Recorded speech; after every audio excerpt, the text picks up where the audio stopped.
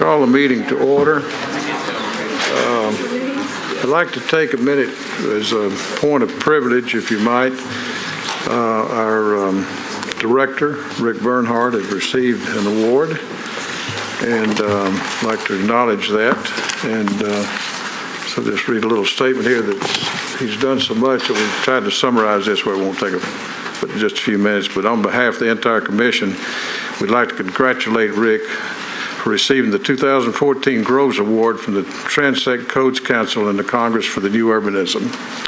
The jury selected Rick because of his long-term leadership in furthering Metro's transect-based planning and codes, including the Community Character Manual, the Major and Collector Street Plan, the Downtown Code, and other transect-based overlays. They noted that Nashville's neighborhoods under transect-based codes saw property values increase 3.5 times faster than the region as a whole, and downtown Nashville under the transect-based downtown code saw property values up 209% post-adoption. This is quite an honor for Rick and the department, for the commission, and for the city. We want to take this minute to congratulate you and thank you for the incredible work you do for the staff. Thank you.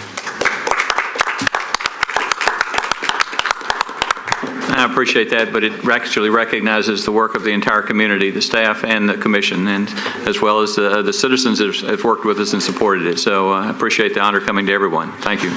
Thank you. One other announcement that I make rather sadly.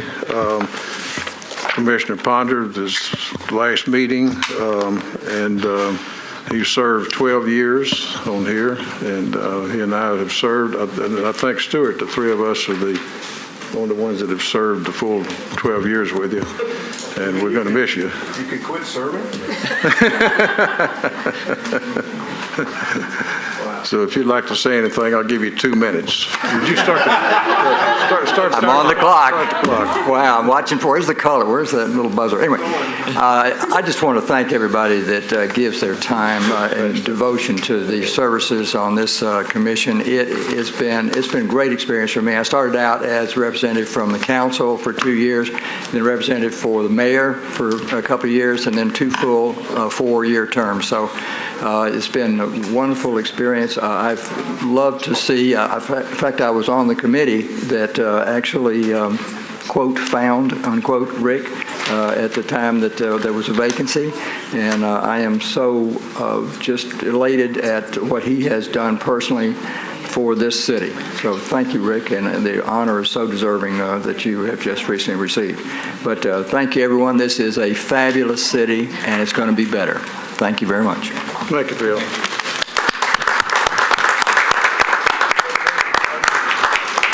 Okay, I need adoption of the agenda. Is any changes to it, Jennifer? There are no changes to the agenda. Okay. Is there a motion and a second to adopt the agenda? So moved. All in favor? Aye. Any opposed? Motion carries. Need approval of the April 24th, 2014 minutes. If there's any additions or corrections, I'd like to hear them at this time. Is there a motion and a second to approve? Move approval. Second. Motion and second to approve the minutes of April 24, 2014. All in favor? Aye. Any opposed? Those minutes are now official. Council members in the audience that I have not seen that would like to speak. Dominique and Holloman are right there. Councilman Holloman, you'd like to speak? Councilman Dominique, I think, is in the audience. Yes, sir. Yeah, he's standing up. Members of the Commission, Jason Holloman. I represent District 24, but I'm actually here because Councilor Johnson has something before you, and she asked me, since I am one of the council members that is nearby working downtown, if I could come and just speak on her behalf because she was unable to be here. It's item number 25 on your agenda. It is a development in her district, and she is asking that this commission defer it for 2 meetings. She has concerns in this neighborhood adjacent. I know that she has concerns. There's a sinkhole on the site. She's concerned about what the impact of that may have on flooding or stormwater issues in some neighboring properties, some of which were affected in May 2010. And also concerned, I know there's a cemetery on the site. I think there's some neighbors that are concerned about how that'll be treated, and the concept plan doesn't address that. I think she wants to be sure that that's addressed. And then finally, I know that she has some concerns about what the traffic improvements are going to be related to this development with the additional traffic that may come online with that development. So with that, she's asked me to ask you if you would defer it 2 meetings. And so I appreciate your consideration for that. Okay, thank you. Councilman Domine, would you like to speak?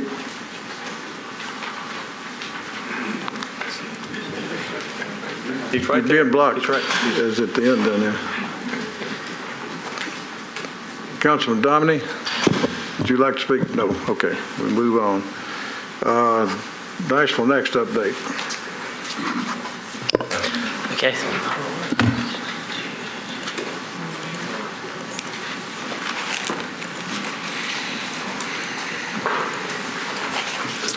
Good afternoon, Commissioners. I'm Ben Muskelly with the Planning Department. I'm here to give you an update on the Arts and Culture and Creativity Resource Team. If you'll remember, Greg spoke a couple weeks ago on the different resource teams we had for Nashville Next. This is the first update coming to you for Arts, Culture, and Creativity. The purpose of this resource team is to help the steering committee and community understand trends that Nashville must respond to, develop goals and policies in light of those trends, to harness land use, infrastructure, transportation needs that apply to this policy, and then to help implement the plan after it's adopted. So what the resource team's worked on so far is a driving forces report, which identifies the major forces affecting arts, culture, and creativity. And right now they're working on alternative scenarios, and then they'll work on a preferred scenario as well with the community as we go through that route. So the issues and trends that we've seen in arts and culture is supportive infrastructure is missing across the county to support artists and creatives that are coming in. The full range of arts and culture needs more exposure. So everything that is in the umbrella of arts and creativity and culture, not just music. And that arts education is a vital piece that needs to be accessible to all Nashvillians, not just children in schools. So from that, they developed these plates of spaghetti resource diagrams. So each of these diagrams, each resource team has, and from those they created loops. So the first loop was about the actual artists, the education, economic development of those artists, the arts districts, so how these artists interact with the built environment, and then the creative class, so those who make up everywhere from professional artists all the way to creatives and hobbyists. So from those, they develop goals and policies. Goals are broad level community desires for future condition. Policies are statements that guide those decisions towards a goal. From those, they develop statements to discuss why these are important. And from that, we'll have related policies and actions coming forward to you soon. So the 4 goals for arts and culture were Nashvillians embrace arts education and lifelong cultural literacy. It's a core value.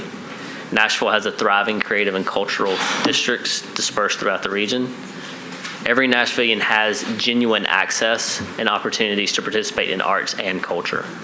And then finally, Nashville artists and creative entrepreneurs have clear pathways to grow their professional careers and their businesses.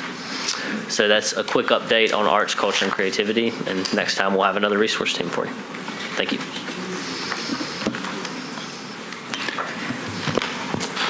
Thank you, Ben. Jennifer, items to be withdrawn or deferred? The first item to be deferred is item 1A, 2014 CP 011001 South Nashville Community Plan Amendment. This is a request to amend the South Nashville Community Plan 2007 update to change the land use policy from single-family attached and detached in neighborhood general policy to transition or buffer in neighborhood general land use policy for property located at 316 Tanksley Avenue. Staff recommendation is to defer to the June 26, 2014 Planning Commission meeting. Item 1B, 2012 SP-029-001, Tanksley Avenue. A request to rezone from RS10 to SPA zoning for property located at 316 Tanksley Avenue to permit automobile parking. Staff recommendation is to defer this item to the June 26, 2014 Planning Commission meeting. Item 2 has just been added to the deferral agenda. That is item 2014 SP-022-001, 2324 Riverside. This is a request to rezone from RS 7.5 to SPR zoning for property located at 2324 Riverside Drive to permit up to 8 detached single-family dwelling units. Staff recommendation is to defer to the June 12, 2014 Planning Commission meeting. Item number 6, 2014 Z-014TX-001, a request to amend the zoning code pertaining to floor area ratio within the urban zoning overlay district. Staff recommendation is to defer indefinitely.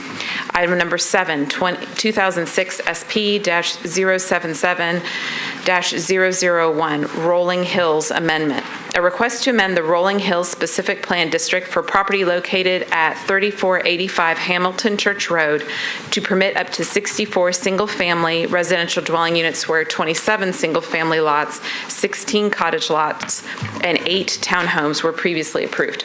Staff recommendation is to defer to the May 22nd, 2014 Planning Commission meeting. Item number 9, 2014 SP-023-001, 2905 Davis Avenue. A request to rezone from R6 to SPR zoning for property located at 2905 Davis Avenue to permit up to 2 single-family dwelling units on separate lots. Staff recommendation is to defer this item to the June 26, 2014 Planning Commission meeting.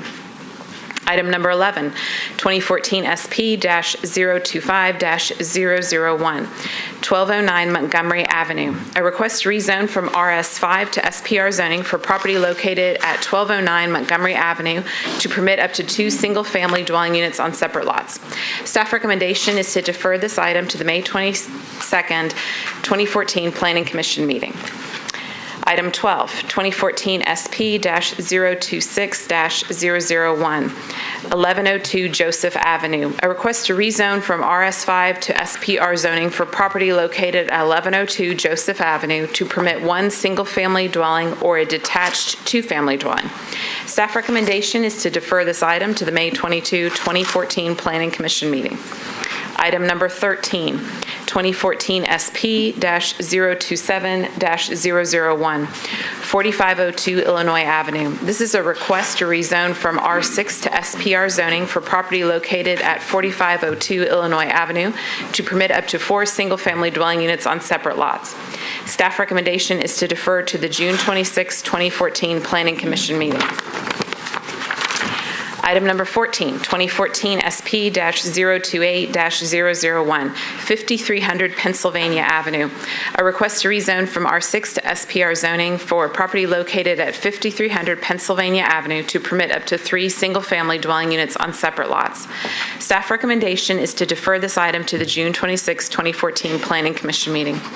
And item 18, 2014 SP-032-001, Ewing Drive Townhomes. A request to rezone from RS 7.5 to SPR zoning for property located at Ewing Drive unnumbered to permit up to 28 residential units.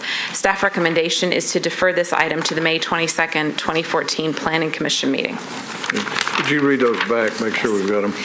So the items for deferral are item 1A, 1B, 2, 6, 7, 9, 11, 12, 13, 14, and 18. Okay, I'd like to have a motion to defer these.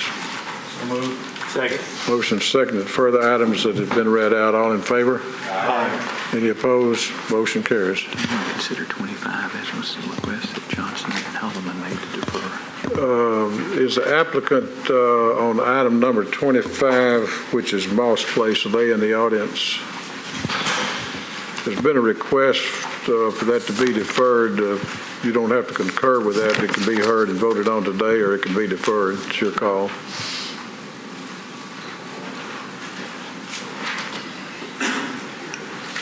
representing Attorney Brad Scarborough here on behalf of the developer Moss Springs LLC, and we oppose the deferral. You do want to defer? We oppose the You deferral. oppose deferral, okay, then Yes, sir. we will hear it then. So, Thank you. Thank you for coming forward. Okay, the items that we voted on then have been deferred, and item 25 will be heard. So items on consent. As information for our audience, if you are not satisfied with the decision made by the Planning Commission today, you may appeal the decision by petitioning for a writ of cert with the Davidson County Chancery or Circuit Court. Your appeal must be filed within 60 days of the date of entry of the Planning Commission's decision. To ensure that your appeal is filed in a timely manner and that all procedural requirements have been met, please be advised that you should contact independent legal counsel. As a notice to the public, the items on the consent agenda will be voted on at a single time. No individual public hearing will be held, nor will the commission debate these items unless a member of the audience or of the commission requests that the item be removed from the consent agenda. The items on the consent agenda include item number 3, 2014S-0. Three's been Oh, pardon me, that one's been pulled. Let's start with item number 4, 2014Z-012TX-001, auction house, flea market, beer and cigarette market, and grocery store definitions.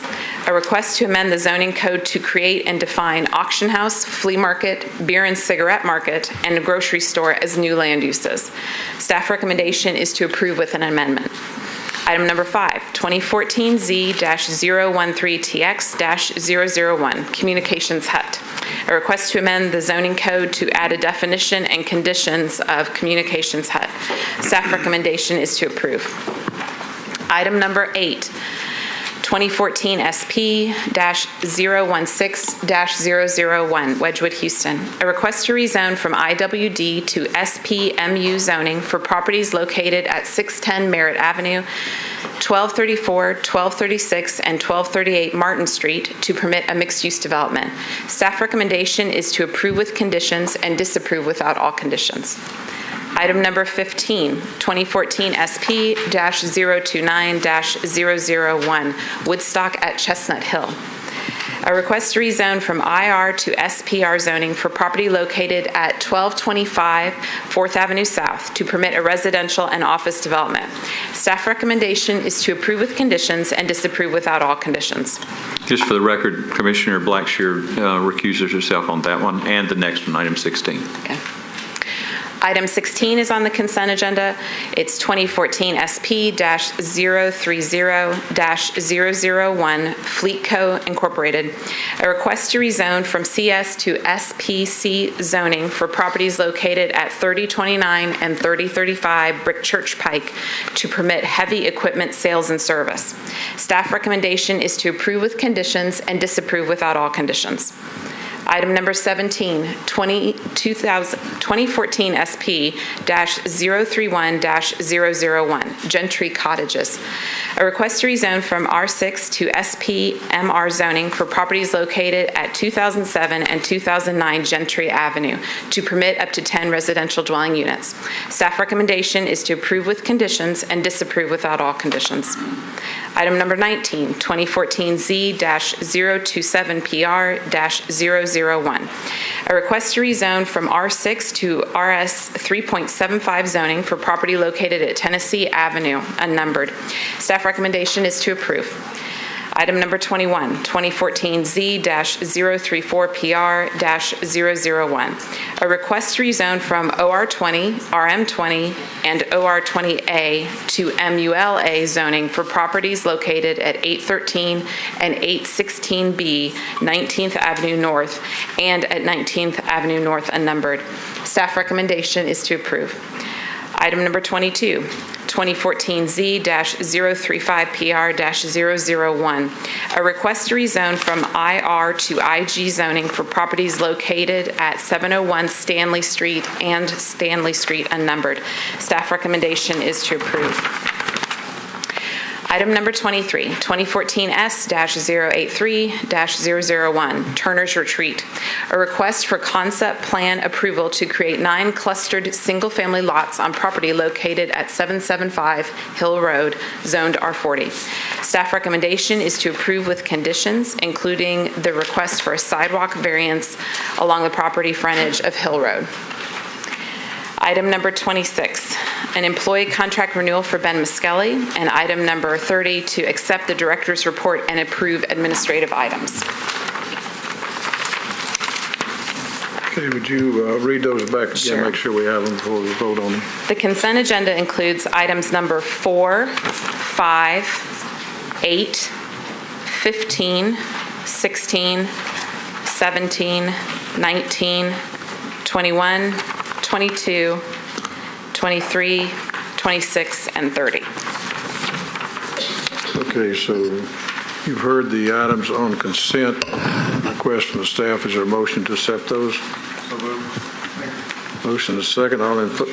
Sorry, I just want for the record to note that I need to recuse myself from item number 8, please. Okay, so noted. And I need to recuse myself from 15. Okay, so noted. Okay. You've heard the items, and there's a motion and second. All in favor?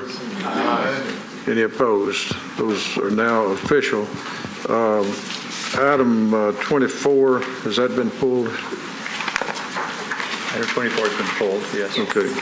So the 5 items that we're going to be hearing, if I'm correct, is item 3, 10, 20, 24, and 25. That agrees with my records, Mr. Chairman. Okay.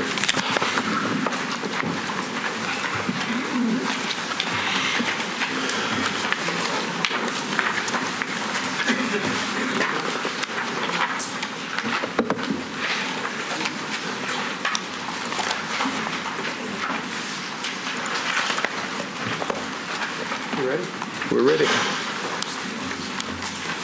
Okay, item 3 is a request for a cluster lot subdivision located at 1132 Tulip Grove Road. The property is outlined in red. It's approximately 4.94 acres in size. The request is for concept plan approval to create 22 single-family cluster lots. Staff is recommending approval with conditions. This is another view of the site. The current zoning is RS 7.5. It would permit a maximum of 41 single-family lots. This site has steep slopes, which are in the steeper slopes are in red. That's 25% and greater. The yellow is 20%, and the orange is between 20 and 25%. So it slopes up towards the northwest. There's also a cemetery at the top of the hill, and I believe that Evans Hill Cemetery. This is a view of the concept plan. The area in green is the steep slopes. So it's between Tulip Grove Point subdivision and the Rockwood Estate subdivision. So they're asking for 22 lots with a density of approximately 2.6 dwelling units per acre. This is a cluster lot subdivision, which permits them to reduce the lot sizes down to cluster the lots into a smaller development footprint. In this case, they're trying to preserve majority of the hilltop, which is the area in green. So they're staying out of the most significant slopes. The lots range in size from 4,170 square feet to the largest is a little over 8,000 square feet. So with the cluster lot, they could go down to 3,750 square feet, but right now they're showing the smallest right at 4,000 square feet. The open space, there's approximately a little over half of the property is within open space, so approximately 4.45 acres. Also, the plan does provide a connection between the 2 subdivisions, which is something that planning staff and the planning commission typically has looked for. Again, this shows the steep slopes, and the area in gray is the development footprint. So as you can see, they're staying out of a majority of the steep slopes. Another thing I'll go back to and show that they are also providing a path. It would be a primitive type path up to the cemetery. As outlined in your staff report, this also meets 2 critical planning goals: preserving, creating open space, and also by connecting the neighborhoods, helps create walkable neighborhoods. And in conclusion, staff is recommending approval with conditions as the request is consistent with the cluster lot option in the zoning code and provides for adequate connectivity. Thank you, Jason. This item is open for public hearing. The applicant will be allowed 10 minutes, and you may hold 2 of that back for rebuttal if you'd like.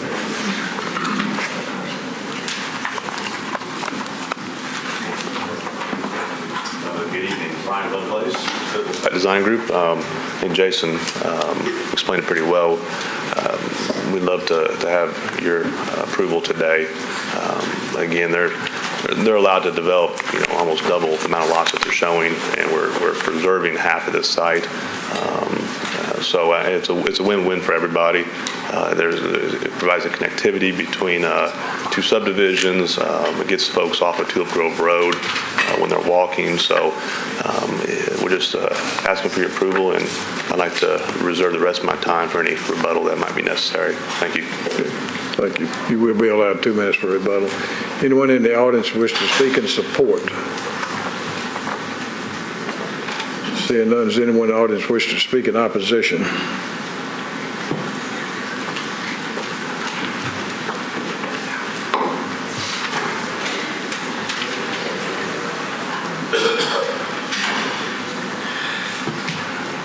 I'm Robert Harvey, and I live at 308 Canal Court. And the people in our neighborhood are very concerned about the possibility of Elegance Way being opened up. At this point, we're having an awful lot of trouble with cars coming in at a high rate of speed, and they do a fast U-turn at Canal Court and Elegance Way and speed out again. If Elegance Way were opened up, that would be a speedway between the 2 neighborhoods, and we believe that there would be a lot of problems with traffic with the kids and with cars and what have you. Plus the fact that we do not see, since there is not going to be any extra entrances from any of these neighborhoods onto Tulip Grove Road, we don't see that it will be a real advantage traffic-wise to anybody. We think that it's going to compound the problem. Thank you. Thank you. Anyone else wishing to speak in opposition? Seeing none, you've got 2 minutes for rebuttal if you'd like to speak. I think the only thing I could say is it's just good planning to have this road connection. Any other questions, I'd love to answer them if you have any. Thank you. I declare the public hearing closed, and I'll start with Jeff. No comments. Greg. Andre. I was just wondering if there'd be an opportunity for on-street parking or some traffic calming options to help assuage some of those concerns. I think you would have to talk to the Department of Public Works. We do have someone here. It's not in the plan.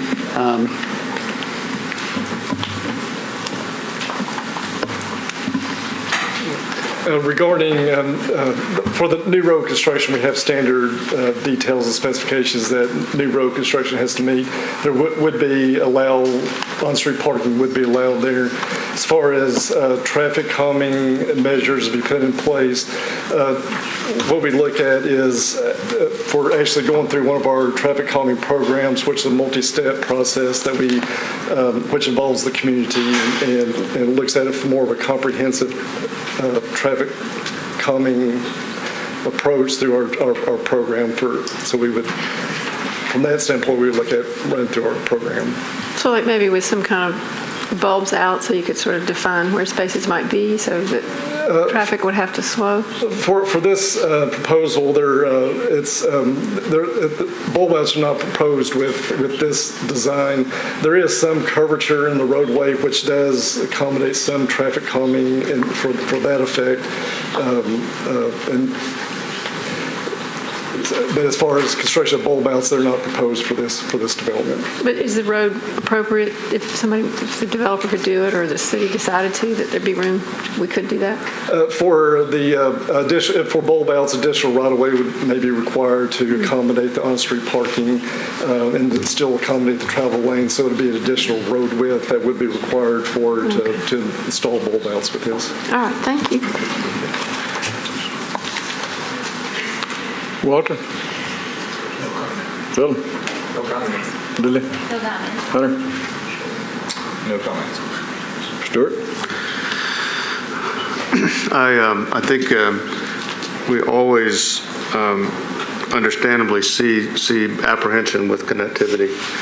I support the idea that I know the staff shares, that connectivity ultimately provides more travel options and therefore more dispersion, and that's actually good overall for the area for traffic. So I would move approval of staff recommendation. We've got a motion second to approve with staff recommendations. All in favor? Aye. Any opposed? Motion carries. We're ready for item number 10.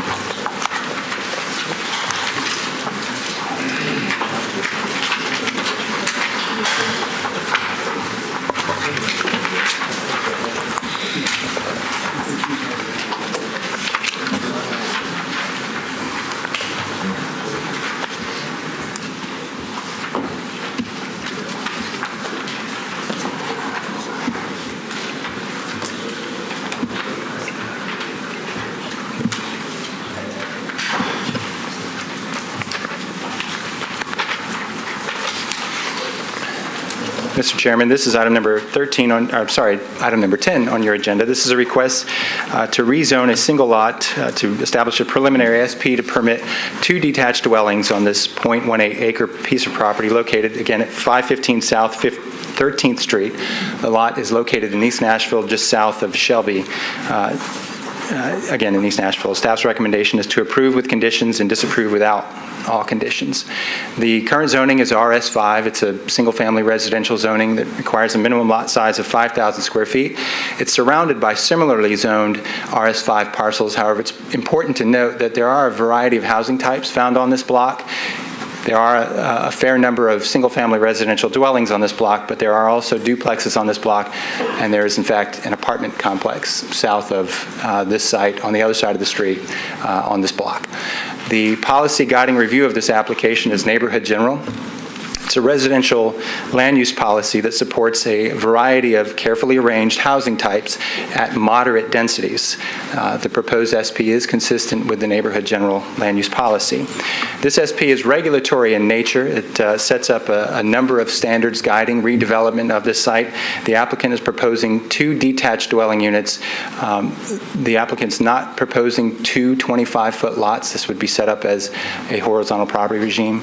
The regulatory standards include limiting the dwellings or the number of dwellings to 2, making sure that they're detached to be consistent with the detached character found along the street.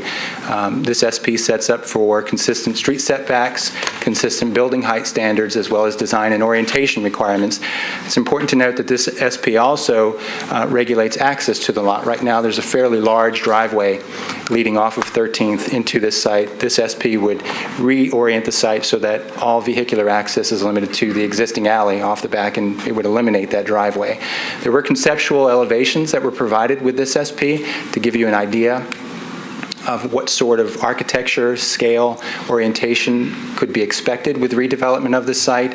As there are orientation and design standards set up with this SP. So this SP, again, is consistent with the Neighborhood General Land Use Policy, and in conclusion, staff recommends approval of the preliminary SP with conditions and disapproval without all conditions, as it meets several critical planning goals as well. Thank you. This item is open for public hearing. The applicant will be allowed 10 minutes, and you can keep 2 back for rebuttal. Okay, thank you, Mr. Chairman. I'm Roy Dale of Dale & Associates. We're the applicant on this development. Dwayne did a great job. I couldn't do anything better than with the way he presented this. We've worked with the staff. Regal Homes will actually be the builder of this on this property. We've provided some architectural requirements that are consistent with some of the contextual changes y'all have talked about, reducing the height of the buildings, limiting it to 3 stories, front porch, just a lot of things that you have expressed concerns about in the past. Staff is recommending this like they have other projects within this, other developments within this area that all fall within this neighborhood general policy. And so this was a consent item. I'm probably ill-prepared to say much more. Like I said, Dwayne did a great job, but I'll just hold back a couple of minutes in case I can answer some questions. I assume there must be someone here from the community that wanted to speak. Thank you. Mr. Chairman, just to clarify, I think Mr. Dale meant 2 stories, not 3 stories. We're limited to 2. We're not putting 3. Is anyone in the audience wishing to speak in support?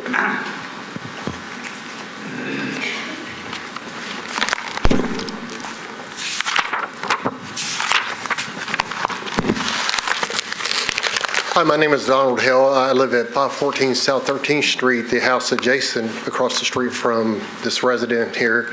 Most of our houses in our neighborhood are cottage-style homes. There are some duplexes and triplexes located in the area. I think with the building of 2 buildings on a 50-foot lot it's not feasible. It's also we have the neighbors. I have spoke with several of the neighbors, and they are concerned about them being 2-story high, being detached, the cautious of being a fire or something like that. The concern of parking. I understood he had talked about the parking in the back. But the main concern is it only being a 50-foot lot, you're allowing a lot of 2 buildings to go into a small space.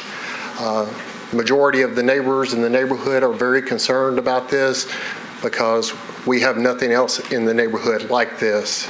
It's on the other side of Shelby Avenue. They do have houses like this, but we have nothing like this in our neighborhood. And if they are, they have been there for a while, and they have been, some of them have been renovated at that point.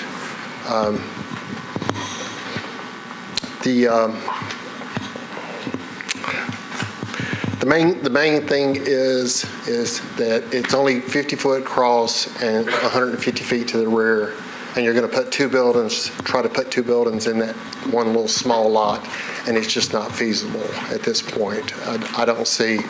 I come out in the morning and sit on my porch and drink coffee, and I don't think I want to look across the street and see a 2-story building when most of the houses are cottages, house-style houses. I would like to ask the commission that it be removed from the consent agenda. It's been removed. It's in public hearing now. So I'm asking anyone in support first. Okay, seeing none others, anyone in opposition, if you'll come to the microphone. Go ahead and start it.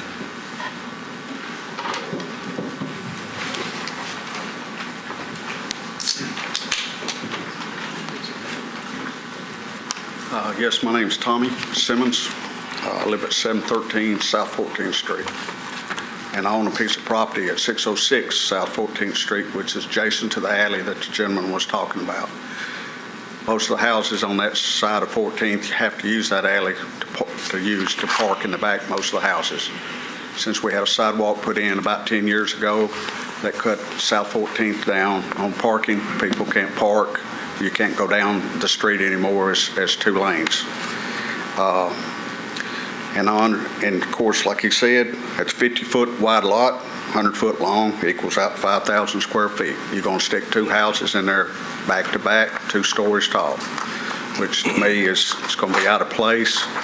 And personally, some of the duplexes we have there, I wish we didn't have, because I've lived on that street for South 14th for 55 years. I grew up in that neighborhood and seen it change. I'm hoping with all the changing that's going on right now around Shelby Avenue area, on South 14th, on that area, may come to us and maybe give us a little more better houses and that can be built up to standards to compare to what we already are living in. That's all, and I would like to have this removed on consent on this agenda. Thank you. Thank you.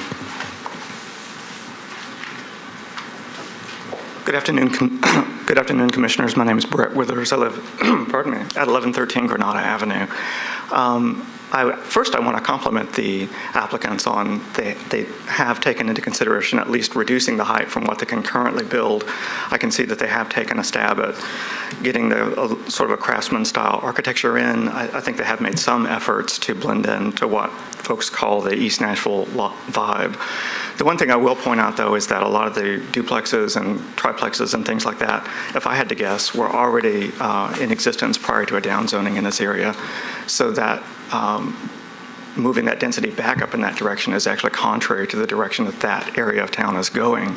I would also point out that throughout our neighborhoods, I live north of Shelby and we're R6, and we do have 2 houses on 1 lot. Up there we have a lot of umbilicals that we have, but the reality is that having 2 tall, skinny houses still contrasts greatly with the height and width rhythm of the street.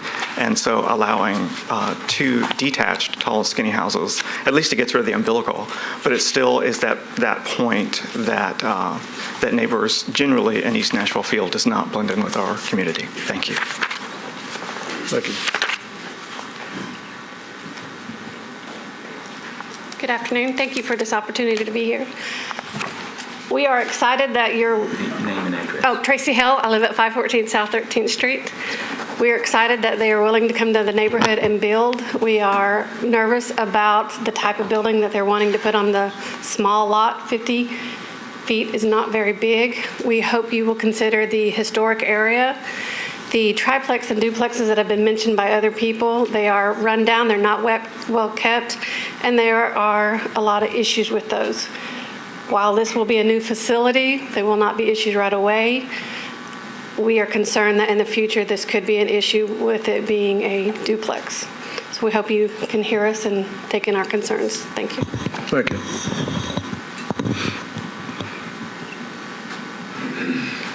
My name's Alan Willis, and I live right down the street from where this is going to be built at.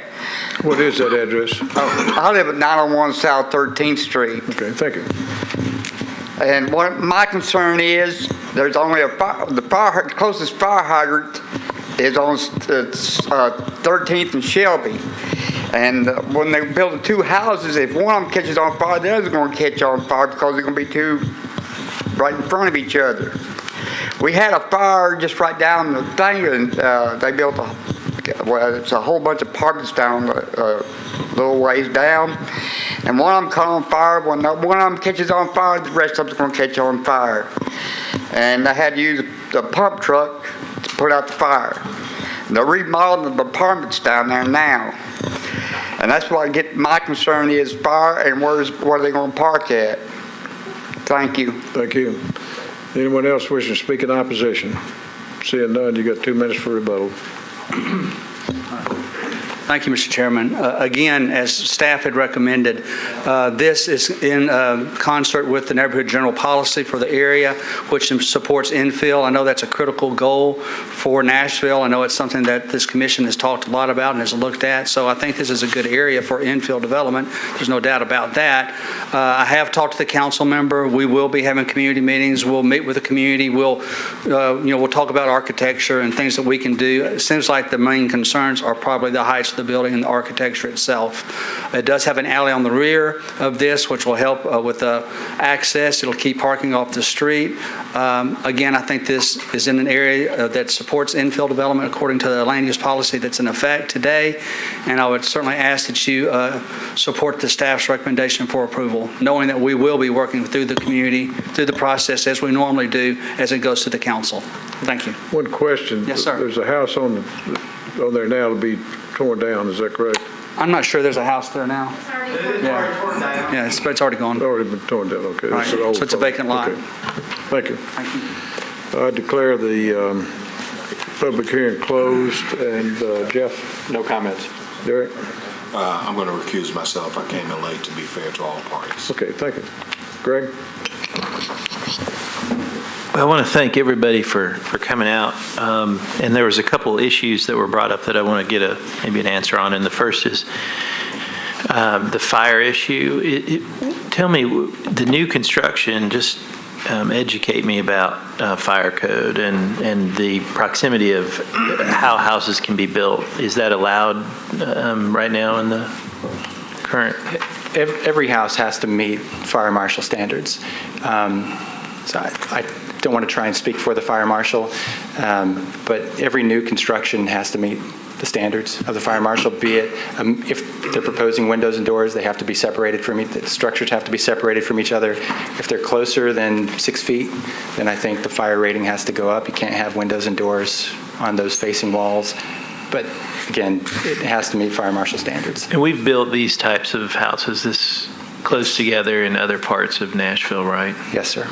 And so they're meeting the fire code. So any fire code that they'll have to meet.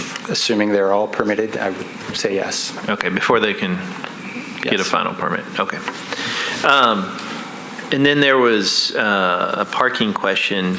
So I guess I didn't see like the detailed plans of how is there going to be parking in the back off the alley? Is that correct? That's one of the standards included in the SP, but it's also a condition of approval that all vehicular access to this lot, including parking, come off the alley. In that condition, there's also a restriction on driveways and parking from 13th Street. How many parking spots per unit? Two. Two, so it'll be a total of 4. Total of 4. Okay. That's all the questions I have. Thank you. Andre? And some more questions. Stuart? I'd like for you to tell us a little bit more about the whole block face. And I think I heard that there's an apartment building in that block. There actually is. It's visible on 13th Street, just to the south of this site. Well, 6 lots to the south of this site on the opposite side of the street. There are 3, I want to say there are 3 triplexes clustered around a common parking area. I say triplexes at the minimum. They're listed as triplexes. Where exactly is it? About 6 lots down on the opposite side of 13th Street. You can make out the parking area in front of the structures. Was there a recent downzoning I think we heard about? When was that? I believe it was mid-2000s. Rick, please correct me if I'm wrong. I want to say right around that time. I don't recall. I'm certain it wasn't any more recent than that. I think it was a little older than that. But I don't know that for specifically.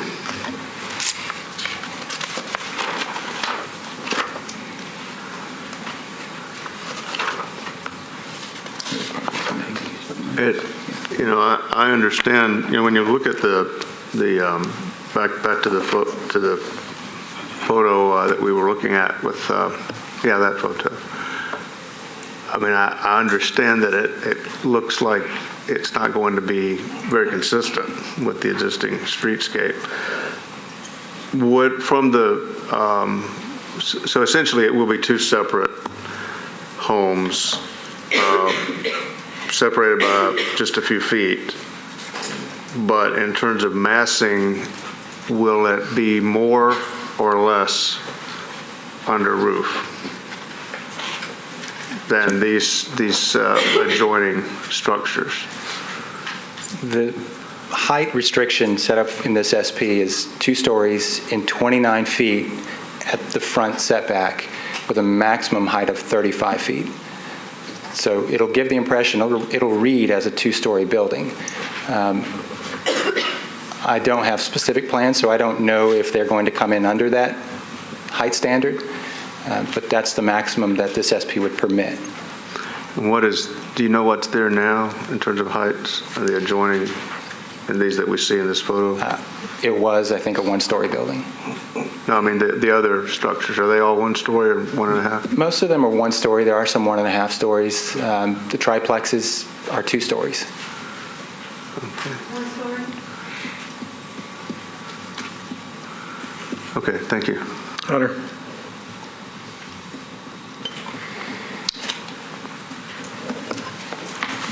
I wanted to point out to the commission that we have a letter on the table from Councilman Westerholm, who couldn't be here tonight, in support of this. And he points out, that he's a supporter of infill development, as I think this commission has generally supported infill development. I guess I'm not sure where I fall on this, because this is different from the umbilical cord issue in a number of ways. One, this is currently zoned single family, and so you couldn't do the umbilical cord duplex in this location. And then two, the lot's too small to subdivide under our current subdivision regulations. So this is really a rezoning sort of in the middle of a block, in the middle of a neighborhood that was downzoned several years ago.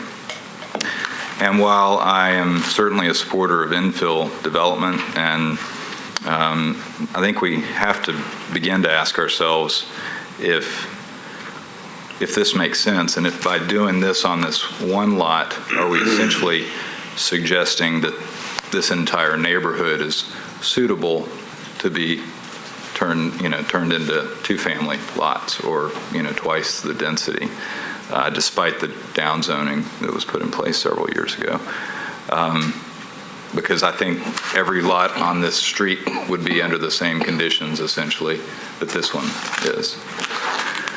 So, it's not protected by a historic overlay.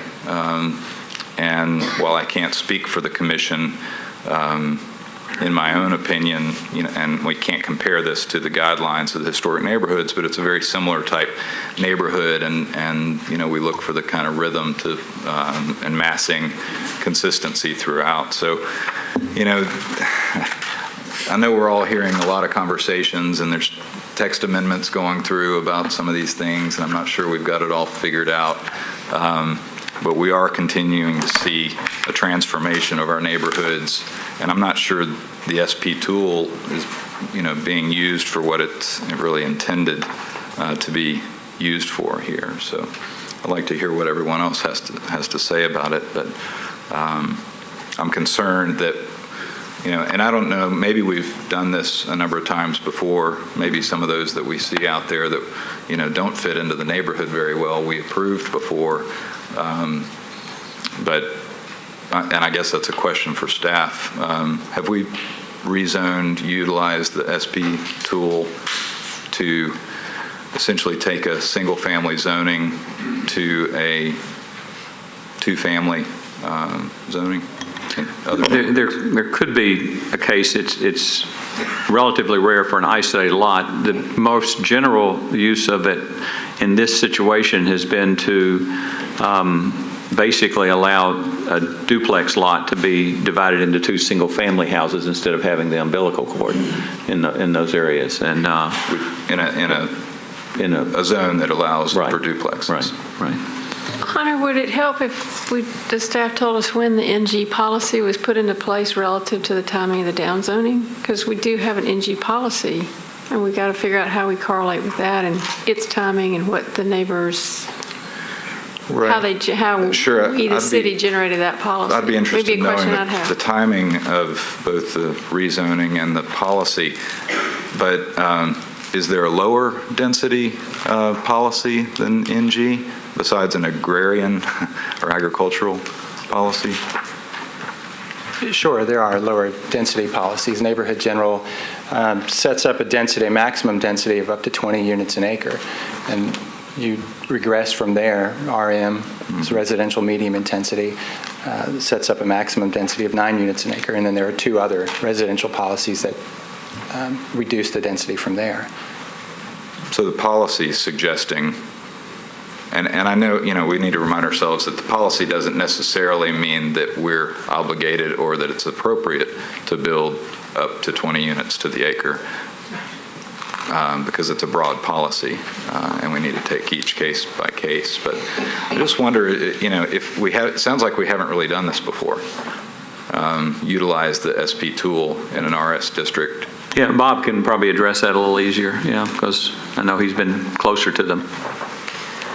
There have been several in the past 6 months. I would say, on this agenda, we had several that were submitted for this agenda and that were deferred to June 26th, but there's probably been 2 to 4 that have already been through the commission that were just like this. So it's not the first one that we've had. There's some areas, just also to build on this, there are some areas in East Nashville, mostly though on the west side of Gallatin, which were downzoned, had a long history of being zoned for duplex, and now there's really a interest in terms of demand and the council member to allow them on a case-by-case basis. So you see a number of those, which would be R to an SP, just like this. So, I'm sorry, we're kind of all over the place, Chairman. Let me hear the rest, then I'll come back. Do you have anything else, Hunter? I may, but I think... Okay. Billy? I think I'd like to see one of the PowerPoint slides that were shown earlier where you showing the configuration of the 2 homes on the lot. Right. This one, okay.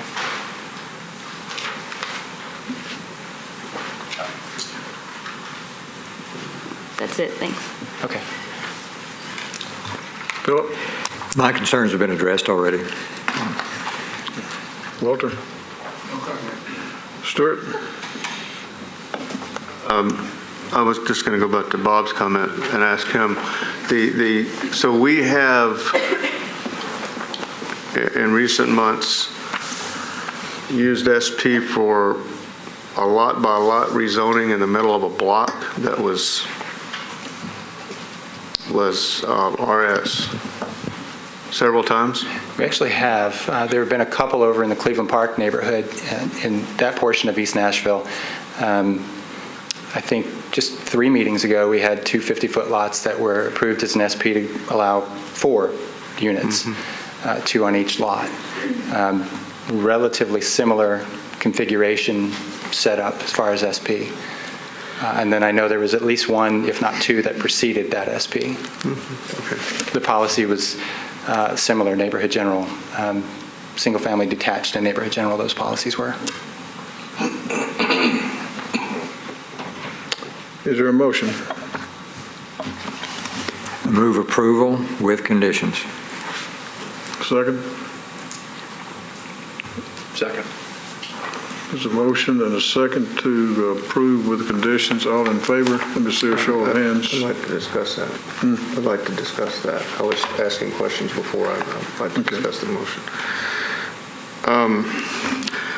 It's fairly, to the extent that in a changing world, anything is real reliable in terms of land use in East Nashville, it's fairly clear that we like the idea of more density, particularly where it can be done with a consistency of height and width and rhythm and all of that. And I'd say particularly where it's in an area larger than 1 lot. I find myself really troubled by this one, though. I really do. I think it won't set a precedent because apparently we've already done that, although I would guess without a whole lot of opposition being here. But that may be the main issue. But to take an approach on a lot-by-lot basis because there's an overall preference for more density is a step beyond where I may be right now.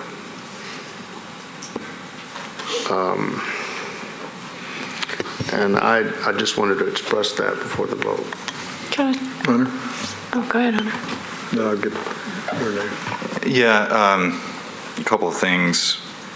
I don't know that we've heard anything about this particular lot that's any different from the hundreds of other lots within this zone. And what I said earlier is basically suggesting that if we think this is appropriate, then we might think that upzoning the entire neighborhood is appropriate, which we might. I'm not suggesting we don't, but that's sort of what we're perhaps suggesting if we approve this. So that's one thing, and then the second thing, the specific plan tool seems like an appropriate tool for something like this, where you have a unique condition or a unique lot, or you're in a transition area between a commercial area and a residential single-family area, or there's multiple sort of unique conditions that you might utilize this tool for this purpose. But this seems sort of like just a way to sort of find a way through our ordinances and policies to do something contrary to the existing zoning.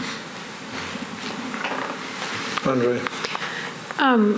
Yeah, I had a couple of thoughts. I typically am feeling like, we want to encourage infill, but on the flip side of that, if in East Nashville particularly, there are areas where there are already two-story houses that have opportunities still for infill, the argument could be made that we should put our two-story units over there and protect this until we're ready to develop it. I mean, sort of like you keep areas undeveloped until you need the density there. I mean, that's one way to look at it, sort of from what y'all are talking about, that let's at least while we still have areas that have room for more two stories, put them there and let this one still be single family and kind of in keeping.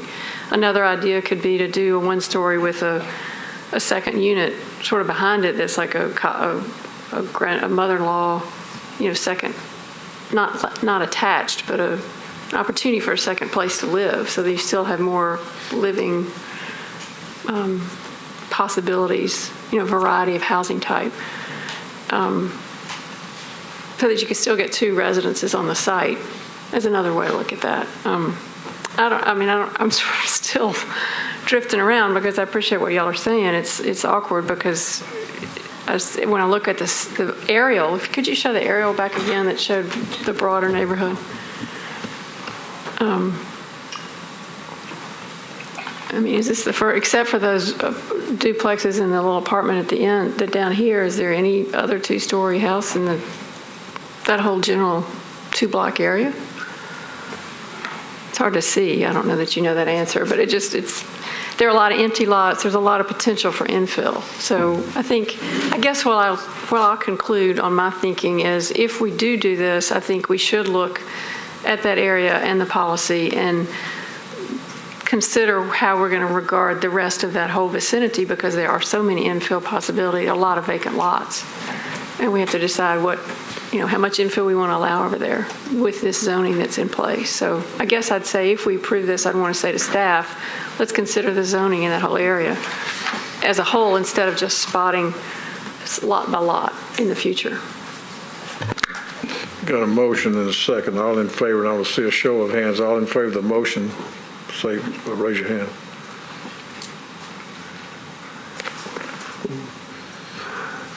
Okay, 5. All opposed. Okay, the motion carries.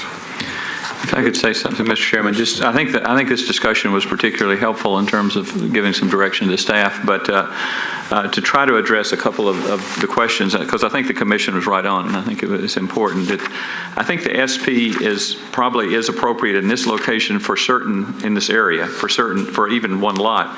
What the commission was debating today was whether this was the right lot. It doesn't mean that it was applicable in every lot in every situation, and I think that you're right on in terms of looking at whether those locations are proper and whether a corner or a unique location or a larger lot or something like that may be appropriate as opposed to one, what use of it in one lot. And I think too, The neighborhood general policy, which obviously is being phased out with the community character manual, was intended to have a mixture of housing, but not necessarily, as was pointed out, at the highest density or of every housing everywhere. So and I think y'all had that discussion. It was really one that is site-specific, and is this SP and this proposal appropriate for that specific site as opposed to another one, which might have been more appropriate down the street or might have been appropriate elsewhere. So.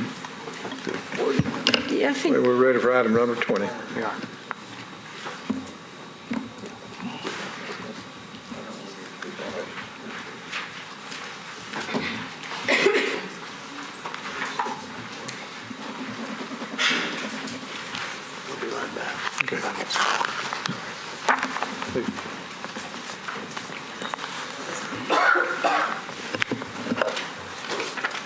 Okay, Mr. Chairman, this is item number 20 on your agenda. This is a request for a rezone to rezone the property from its current designation of R6, a residential zoning, to CS, a commercial zoning. This is for one single lot located at the southeast corner of 28th Avenue North and Meharry Boulevard. The staff's recommendation is to disapprove.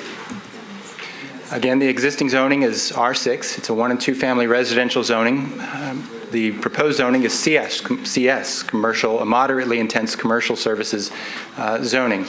It's important to note that this is in a small pocket of residentially zoned property, and there is a pretty consistent commercial corridor located just to the north of this site along Jefferson. As well, there is a small pocket of commercially zoned property to the south on 28th. It's also important to note the lot size. It's a relatively small lot to be rezoning to commercial services. The policy guiding review of this application or this zone change is urban neighborhood maintenance. That's a residential policy that supports residential zonings that are consistent with the existing residential character.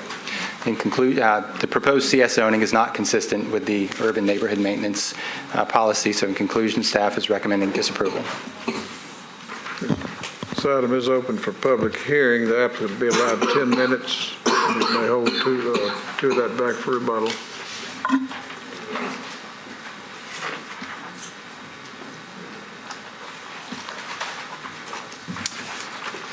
Good afternoon, Commissioners. Thank you for your time. My name is D.B. Fuller. I'm a resident at 1032 28th Avenue North. We are in favor of rezoning item 20, 1032 28th Avenue North from R6 to CS, commercial services. The property in question is located on the corner of 28th Avenue North and Meharry Boulevard in a largely commercial area. It has been used as a daycare for almost 30 years, but over the past 30 years, the neighborhood has deteriorated. Now Meharry Boulevard west of the interstate features boarded up homes that support a lot of illegal activity. We wish to revitalize the neighborhood by bringing arts and culture to the community through a graphic design, art gallery, and tattoo parlor. We provide art scholarships and jobs to students at surrounding colleges, mainly Tennessee State University, Fisk University, and Watkins College of Art. Over the past 10 years, East Nashville has grown into a cultural center of the city. We would like to apply this same model to this neighborhood. This will provide jobs and lower crime in the community, all while bringing tourist dollars to the city. We will keep the residential feel of the neighborhood and will not do any outside remodeling. We will close at a reasonable time and keep noise levels to a minimum. With our application, was enclosed a petition with resident signatures showing community backing. We again thank you for your time and support. Thank you. We can hold 2 minutes back. Is the other gentleman part of your team? Yes, sir. Okay, he can use part of your 10 minutes then. Yes, sir. My name is Timothy Burton. I'm a partner with D.B. Fuller, resident at 1032 28th Avenue North. I'm, of course, in favor to rezone from R6 to CS. To add to what he said, I'm not sure about all the zoning and layout. I'm not familiar with that, but I am positive that maybe less than 500 feet from where we're at is commercially zoned properties. Really to the right, to the left of where we're at, and also to the right. After the bridge, there's another commercially zoned. So we're right there in that almost in that commercially zoned pocket. We've talked to our district council member. She of course, said she's in support of us. We got our petition from our neighbors. I felt like we done, everything that we need to do. I ask that you please reconsider. Okay, thank you. You'll be allowed 2 minutes for rebuttal. Anyone else in the audience in support that you'd like to speak? Anyone in the audience in opposition, please come to the microphone.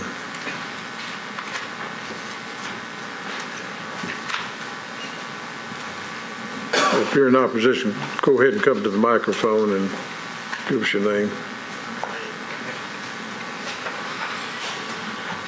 How you doing? My name's Titus Thomas. I live at 2621 Meharry Boulevard.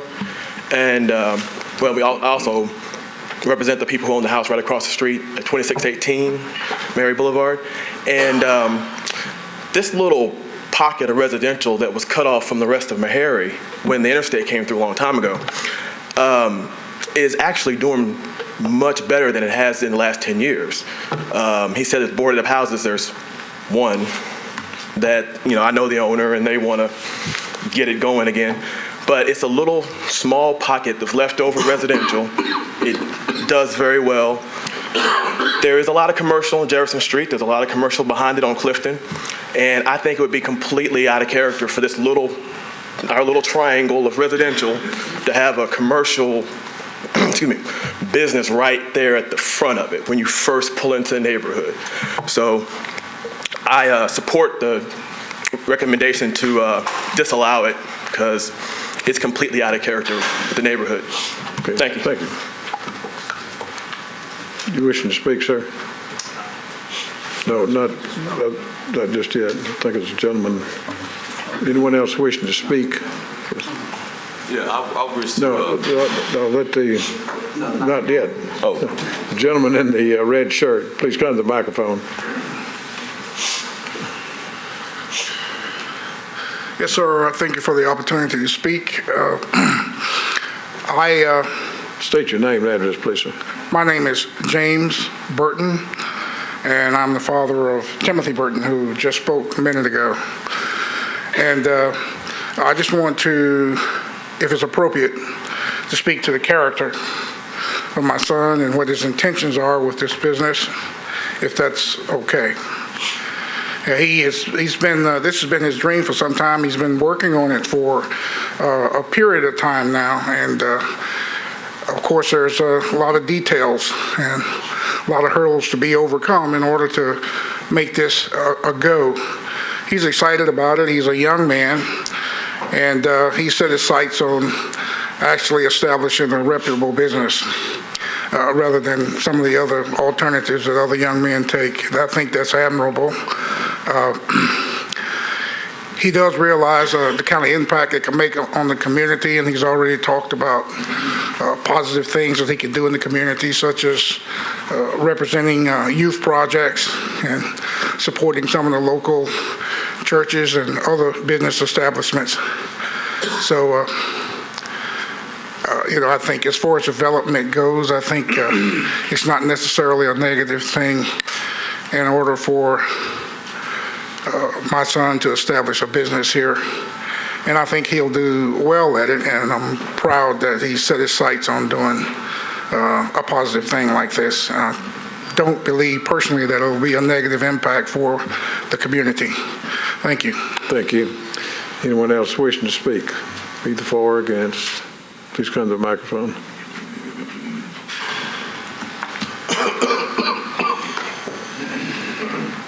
Good evening. I'm Eleanor Burton. I attend a church. Well, when I first moved to Nashville, I moved into the neighborhood. I attend the church there right around the corner. I noticed the neighborhood as I lived there deteriorating. And also, Tim is also my son.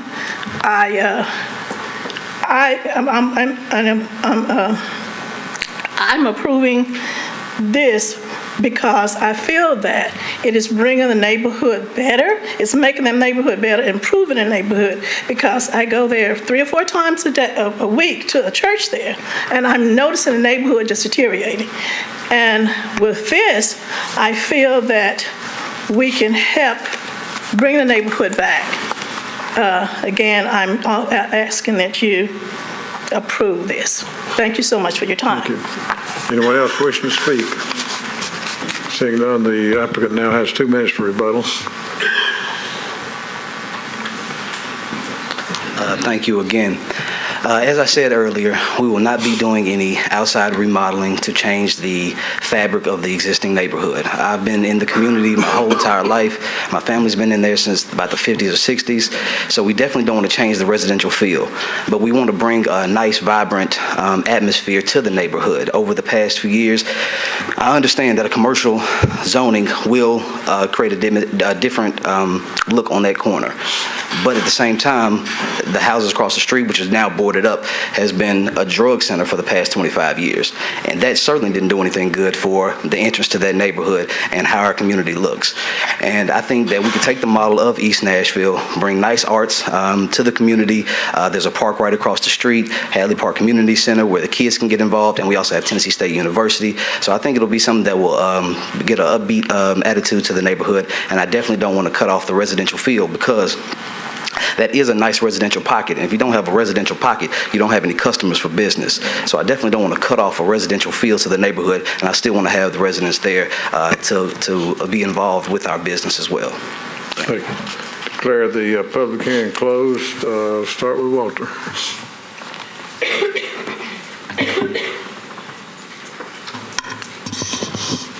Well, I'm certainly familiar with this particular area, and my first question is, what is the district council's position on this? Anybody know? I think she's in favor. I think she was in favor of I think we'd have to hear from the council. Yeah, I'll call it. We'll find out. But anyway, thank you. I'm very familiar with this area because that's the same little strip that really got trapped back in the days when the interstate came through there and just divided the community, and it just left that little piece sitting out there just like an island.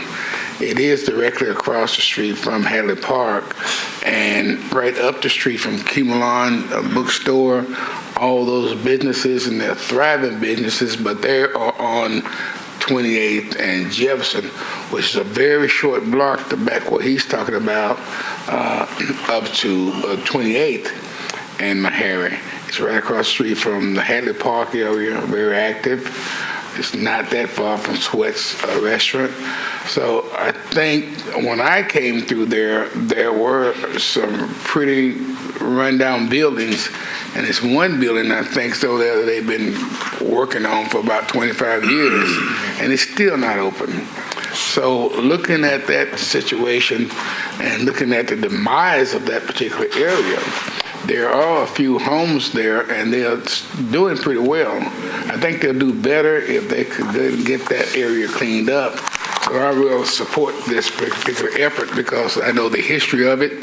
I've seen it recently, and it really needs some help. So I will support this particular. Philip? No comment. Lily?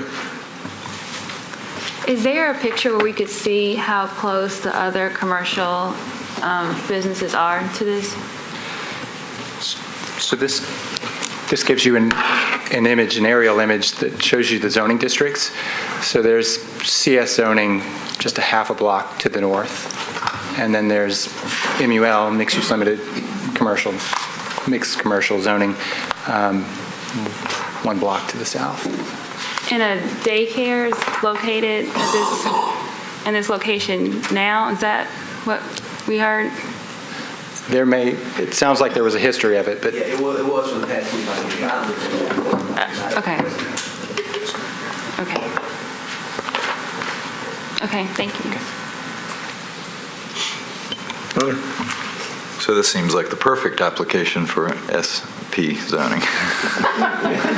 And I guess I was curious if the applicant, I'm trying to figure out why CS. I guess I may not have heard specifically what the applicant's planning on putting there, but the way you described it, and I'll ask, if I could, ask the applicant if he could be more specific or repeat, if I apologize if I didn't hear. But you talked about arts, you talked about helping kids in the neighborhood, you talked about a lot of great things that may not have to have CS zoning to achieve what you would like to do. Yes, sir. We're doing a graphic design shop, T-shirt and print shop, an art gallery, and a tattoo parlor as well. Okay. So, and we were told that it would be a CS. Maybe even a multi-use might be allowed, but I believe I was just told that it was a CS. That's why I applied for CS. Mm-hmm. Okay. I don't know if you had any conversations with staff about utilizing SP zoning, which... Or MU. The key issue here is that any non-residential zoning is inconsistent with the plan, and in accordance with the plan itself would have to be amended to be consistent with any of the proposed uses. And the commission, if they chose to recommend approval, you would need to direct staff to amend the plan to be consistent with the recommendation of a non-residential use. In tandem, well, we're a little bit out of step because we would have had a change to the general plan. I mean, that's in the rules. That basically, if the commission finds that zoning would be appropriate, then you would need to direct staff to make that kind of an administrative plan. I mean, the complementary plan amendment. So, typically, yes, it is backwards. You do the plan amendment first. And that's a neighborhood. This is neighborhood maintenance. But if we voted this in and directed you to change that administratively, isn't that against what we normally would do? Well, you wouldn't change it administratively. It would be a housekeeping amendment. We'd bring it back to the commission for a full vote. But we'd initiate the process of changing. So we really couldn't vote on this today. Then you could approve it, but it'd be subject to, right? Well, basically your rules state that if you choose to recommend an item inconsistent with the plan, then you direct staff to initiate it. So, yeah. Okay. Go ahead, Tom. And Rick, in those cases where we've done that, we've essentially said that we feel like the community, it warrants a community plan amendment, right? That we're not just simply, is that the right? case? Correct. I mean, there are times where either the circumstances have changed or the community feeling has changed, and it warrants an amendment. In this case, this plan was updated less than 2 years ago, I believe, about 2 years ago, 2010, and there was a lot of discussion on this, and the focus was, instead of trying to provide additional commercial strip development along 28th, the focus was on getting more commercial development on Jefferson, that there was a need to increase the amount of commercial development on Jefferson. And so the community had a lot of discussion about whether or not to change. There was discussion about this whole frontage here, all the way from the interstate up to Jefferson, and at that time the community was not supportive at all of that. So. Okay, well, thank you. I appreciate it.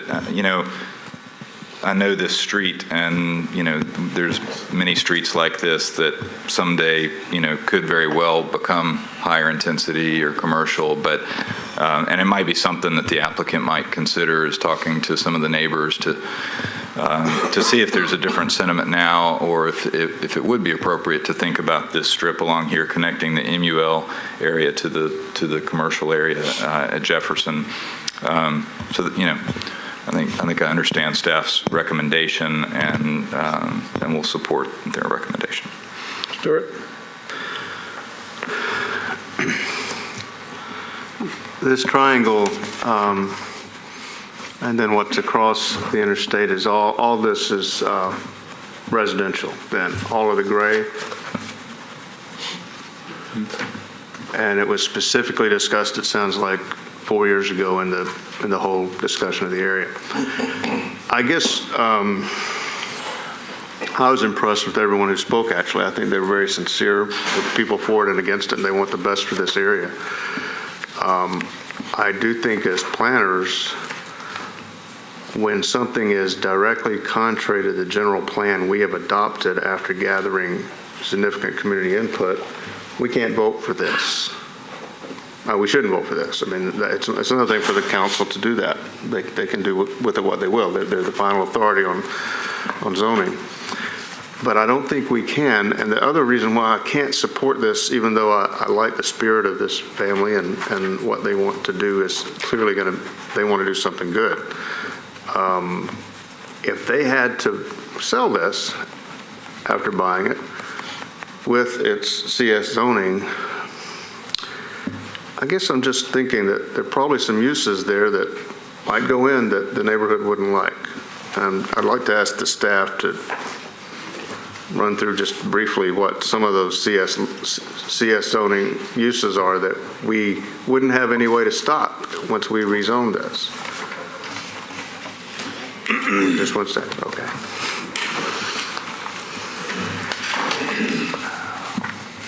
Sorry, I've got to read off of the list. No, that's all right.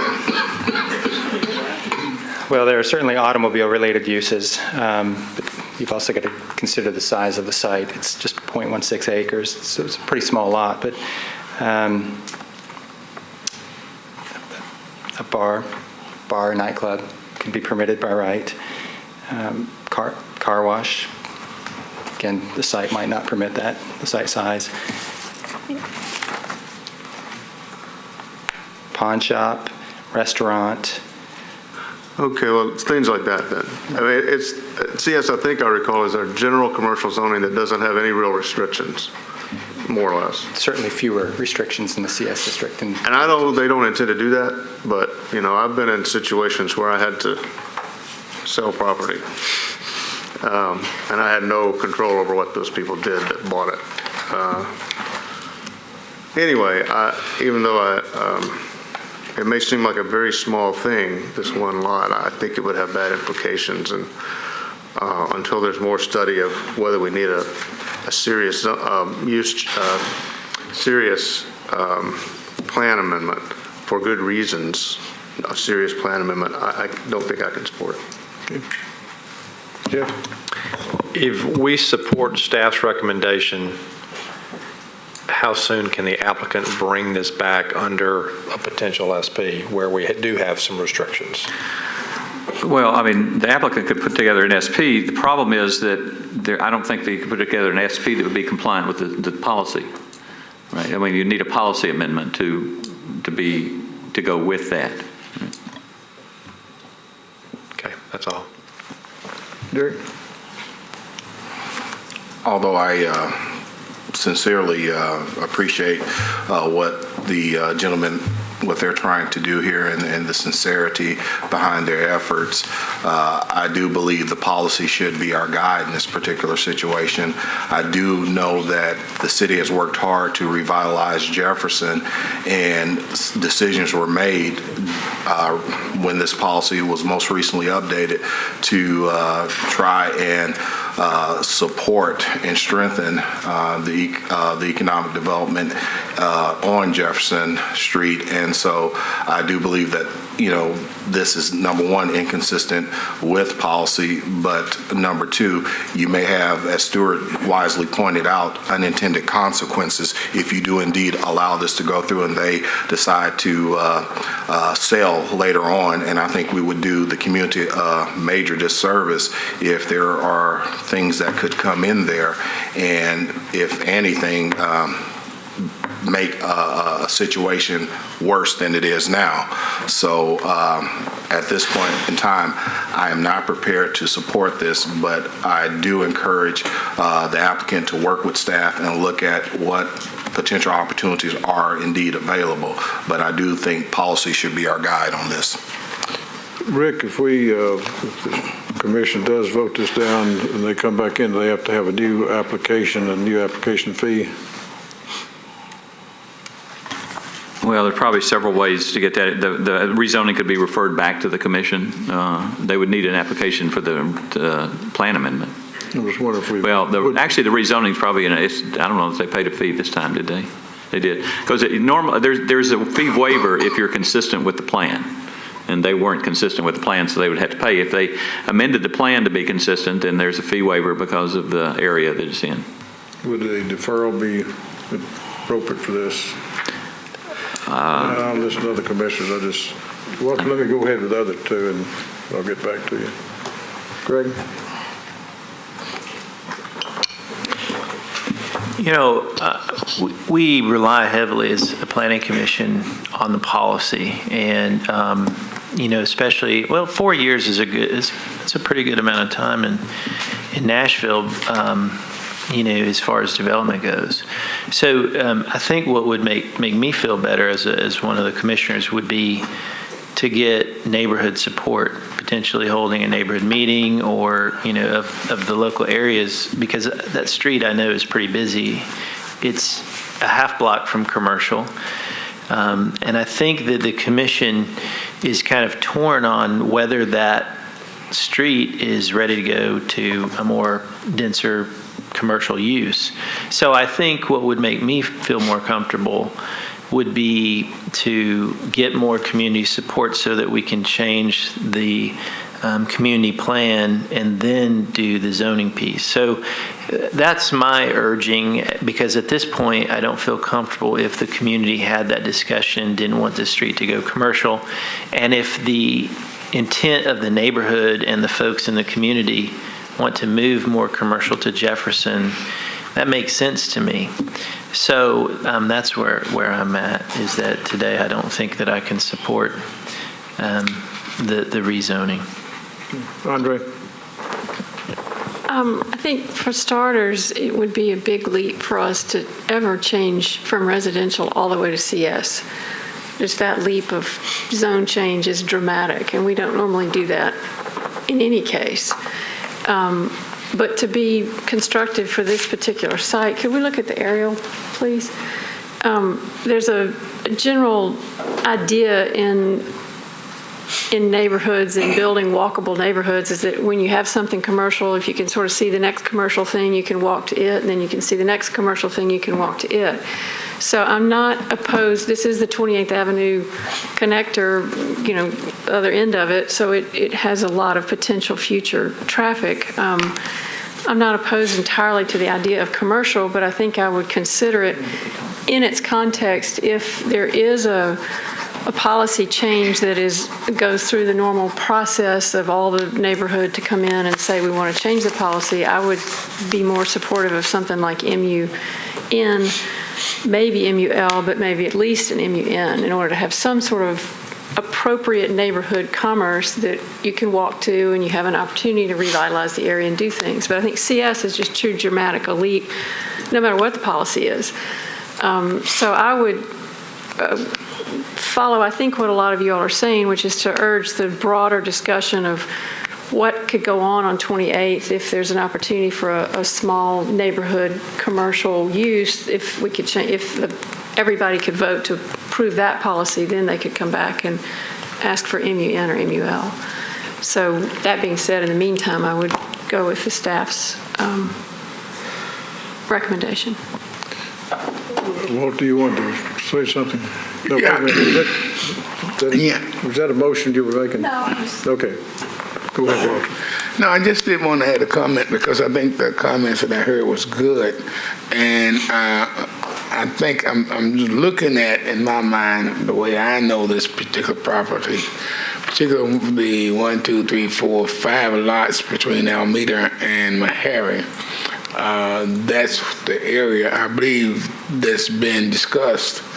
The houses behind that's not going to be touched in terms of infill or anything like that. But as you were stating, that this change, this business of CL could in fact affect the houses behind it.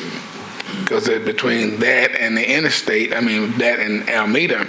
So I like what Rick said.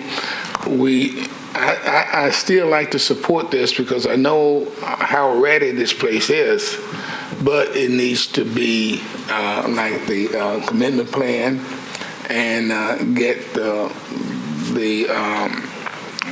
council lady to get the people involved in it and see if they can make a change, because I tell you folks, this particular area is still going down, down, down.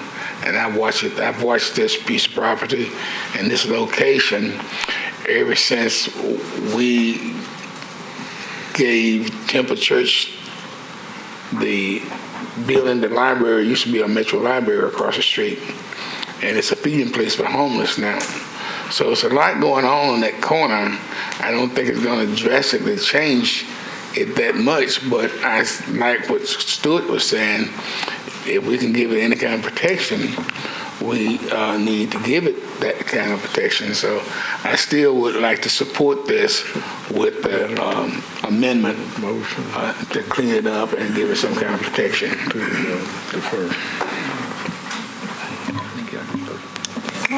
Shall I make a motion? Is it okay to make a motion? Or Stuart? Let Stuart, then I'll come back to you and we'll ask for a motion. Go ahead, Stuart. Well, I was just thinking, I don't really know if this can work out easily on this rezoning, but probably, I suspect these folks are hearing some things that they didn't quite know they would hear. I don't know if it would be useful or not for us to defer action on it for a meeting to see if they can think about what they've heard and if there's something else they might learn from the staff or some other option rather than just a disapproval that then would go to an up or down vote at the council. I don't know if that, I haven't made that motion. I'm just wondering if I guess I'm asking staff if that makes any sense at all, or if we should just vote this up or down today. I'll let Rick answer that for you. Okay. I think based on what we said, the whole issue of 28th Avenue has been discussed both before and after the connector. Is it widened? What is the character of 28th Avenue?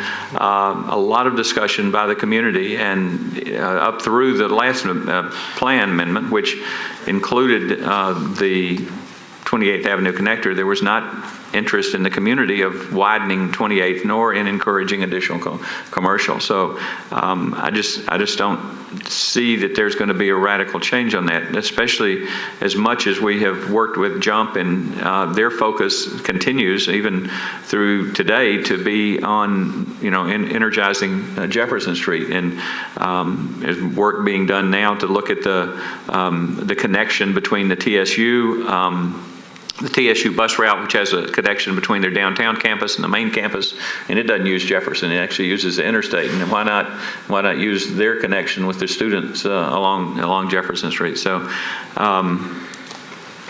I just don't see there being a particular interest in that. The council lady, obviously, if she has support, can take that at the council. But and I think if there is commercial here, I think that opens up the whole question again, because I don't know that there's a rationalization for this lot and not the other 4 or 5, at least on this area here between Alameda and this.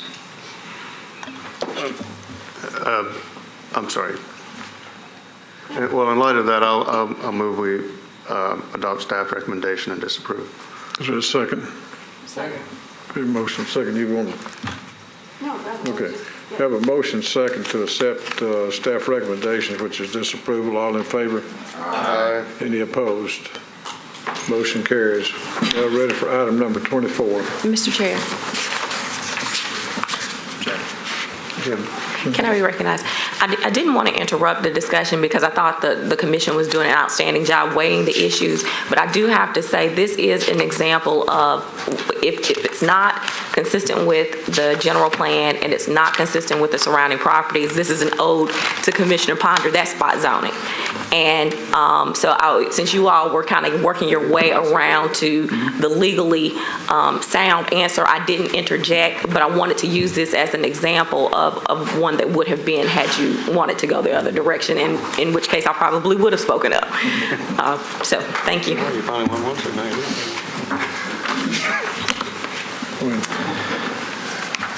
Okay, Mr. Chairman, this is item number 24 on your agenda. This is a request for final plat approval to create 3 residential lots where 2 lots exist at the northwest corner of Manchester Avenue and Benjamin Street in the Eastwood neighborhood of East Nashville, just south of Cahal and east of Gallatin Pike.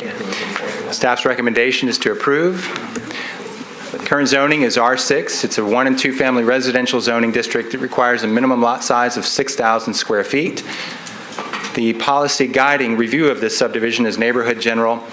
This is an infill subdivision. However, this policy does not require the compatibility requirements.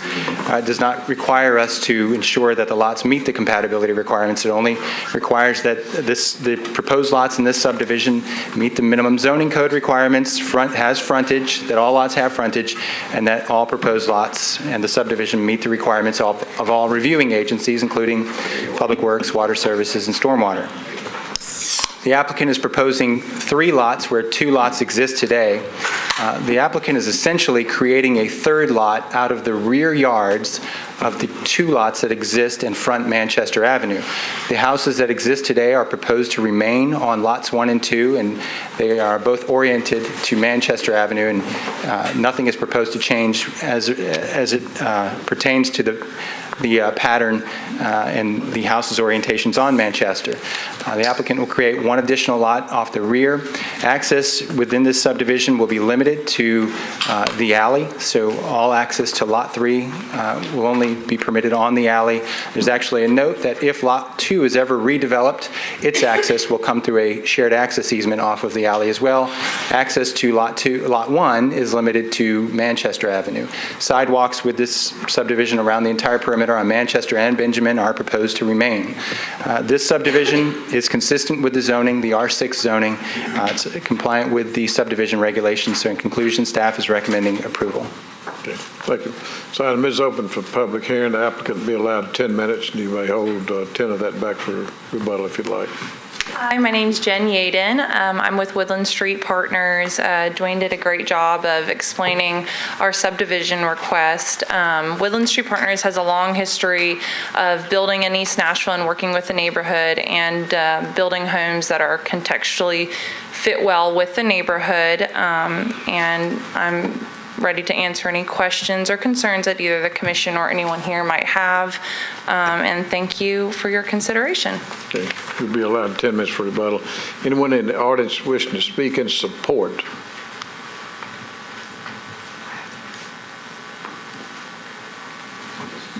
Good evening. My name is Melva Paget. I own one of the lots. I'm from New Orleans originally. I've been here since '98, moved to East Nashville because it reminded me of New Orleans. I love the neighborhood. I'm in total support of the resurgence happening. I'd much prefer to see beautiful new homes with young executives as opposed to some of the junk that is around there falling apart. Owners don't care.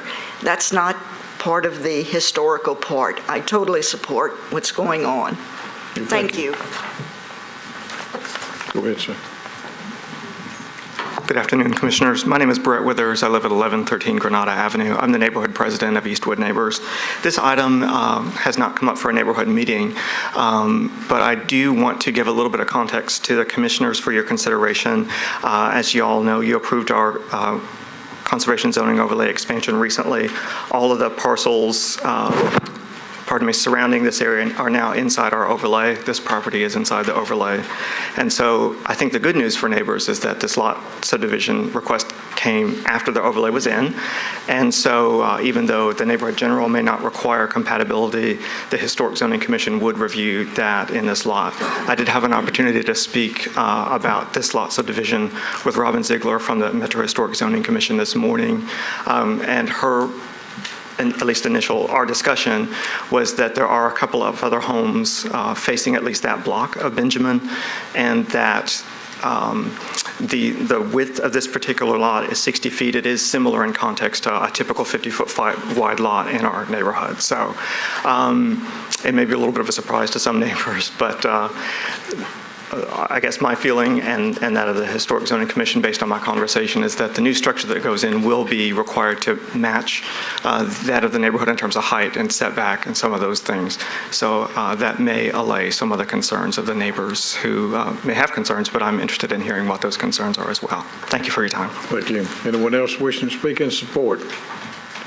Anyone here wishing to speak in opposition? Could come to the microphone. Give us your name and address, please. Hey everybody, how are you? My name is Tia Thomason and I live at 226 Chapel Avenue. My partner could not be here today as he's out of town, so he has sent an email with a list that I will read from. Dear committee and guests, I, Dan Lockery, reside at 226 Chapel Avenue and have lived there for 21 years, and I with him 10 years. We are both against this proposal to split the two Manchester lots. First being that there's high foot traffic on Benjamin with the only current sidewalk on the same side as the proposed new lot. So there's actually not a sidewalk on the other side, which, you know, worries us a lot because during this construction that could pose as a safety issue. And actually heavier foot traffic. I'm unaware of any other alley corner in the area built on all four corners. With the new house across Benjamin Street, there's one being built right across the street from it, I presume by the same partners. It will increase car traffic in and out of the lots and an alley into Benjamin. The proposed lot will destroy future alley access and possibly for any garages of the two Manchester homes that want to be built. I know for a fact that the house behind us, they are speaking about destroying that house and building one there, which if you stand from our house, which only has first-story windows, you can only see house. Actually, no trees. There was recently pretty much a 9-foot fence approved, so there's like not any good view outside in the backyards. And I know density, you know, in a matter of density, people talk about that all the time, and I'm from Nashville, and excuse me. Thank you. I'd like to, can I finish that? Or? Your time is up. Is that No, your 2 permission? minutes is up. Okay. Thank you. In a matter of density, we're talking about in Ma'am, I'm sorry. you were allowed 2 minutes. Oh, excuse me. Okay, Thank you. thank you. Anyone else wishing to speak in opposition? Seeing none, I declare the public hearing closed. Oh, yeah, you got 2 minutes for rebuttal if you'd like to. I'm sorry. In regards to the sidewalks, Paragon Group will be handling the construction of it. The sidewalk would only be closed for maybe 2 or 3 days of construction, and we would work with Public Works to get a sidewalk permit to close it, but I don't think we would disrupt foot traffic on that. In regards to alley access or the garages for each of the existing homes, there would be an easement allowing Lot 2 to have access from the alley so they could have a garage, and then there is an existing curb cut on Benjamin for Lot 1 so that they could have a garage as well. Thank you. I now declare the public hearing closed. Walter? Philip? I have a couple of questions. May I ask you a question about the alley? Is the alley going to remain open, but it will be the access for lot number 3? Is that correct? That's right. Okay. Thank you very much. Looking at this overall neighborhood map here, I noticed that behind this, there is a small lot that looks like maybe it was made from 2 previous lots. Across the street, across Benjamin, there's 2 examples there where you've got smaller lots that face on the alley. So this is really, there's an established pattern here, and I think that this is very justifiable based on that, period. Lily? No comments. Stuart? No comments? No comments? No? Jeff? No comments. Derek? Greg? I've never seen Stuart and I have a comment.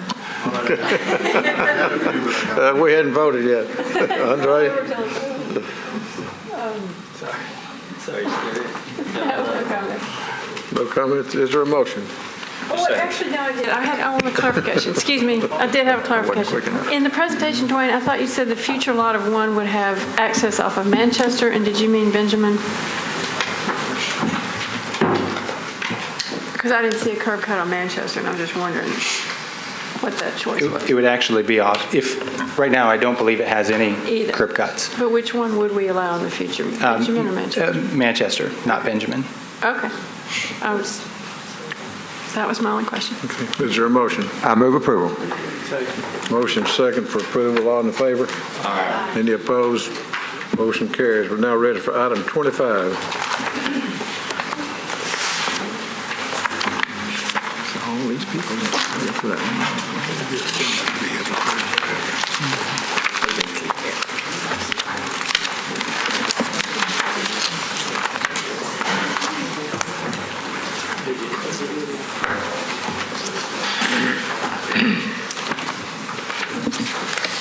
All right, the next item on the agenda, item 25, is Moss Place. This is a request for a concept plan approval to create 17 lots in open space on properties located south of Moss Spring Drive, northeast of Moss Landing Drive, and west of Blue Water Drive. Staff recommends approval with conditions. The site is currently zoned R10 and AR2A. Surrounding zoning includes RS10, R10, and AR2A. Here we have a view of the plan. The request is to subdivide 5 existing lots into 13 single-family lots, 4 duplex lots, and open space. Just for your information, on this site, a traditional subdivision could yield up to 21 lots, whereas a cluster lot subdivision could yield up to 18 lots total. The proposed plan is actually a traditional subdivision. Access to the site is proposed from Moss Spring Drive. Also, there's a stub street proposed that would be a future connection for Blue Water Way. Duplexes are proposed on lots 4, 5, 7, and 17, which are shown here. It's kind of in a faint gold star, but these lots are here, here, here, and here. There is an existing residence, which will remain on lot 10. Also, there is a sinkhole located to the north of this site, but it is not located within the site boundary for this proposed concept plan. All proposed lots meet the minimum lot size for the R10 zoning district. And, here's a picture looking from the existing Blue Water Way onto the site. And in conclusion, staff recommends approval with conditions as the concept plan meets the requirements of the subdivision regulations as well as the zoning code. Thank you. This item is open for public hearing, and the applicant will be allowed 10 minutes, and you may hold 2 for rebuttal. Thank you, Mr. Chairman. Brad Scarborough here on behalf of Moss Springs LLC. And staff did a great job of explaining what we have here. We've got a concept plan that we're requesting no zoning changes, no variances, and we would request its approval. There was some mention earlier, I believe, by Mr. Holloman at Commissioner Johnson's request that or Councilman Johnson's request that it be deferred. There was a mention about a sinkhole, and I think staff did a good job explaining. That sinkhole that was mentioned is not even on this concept plan. That's an adjacent property, so that's not an issue. There was also mention of a cemetery. I've looked at the survey. We have the engineer here. There is no cemetery, so I'm unsure where those statements came from. However, this has already been approved by Stormwater and Public Works as it has been approved by all departments. And with that, we would request its approval, and I would like to save 2 minutes for my rebuttal. Thank you. Thank you. Could you clarify something? I thought we saw a cemetery on this plat earlier. And a walkway up to it? That was There's not one shown on this plat. That was a different one? Okay, my mistake. You'll be allowed 2 minutes for the vote now. Thank you, Mr. Chairman. Is there anyone in the audience wishing to speak in support?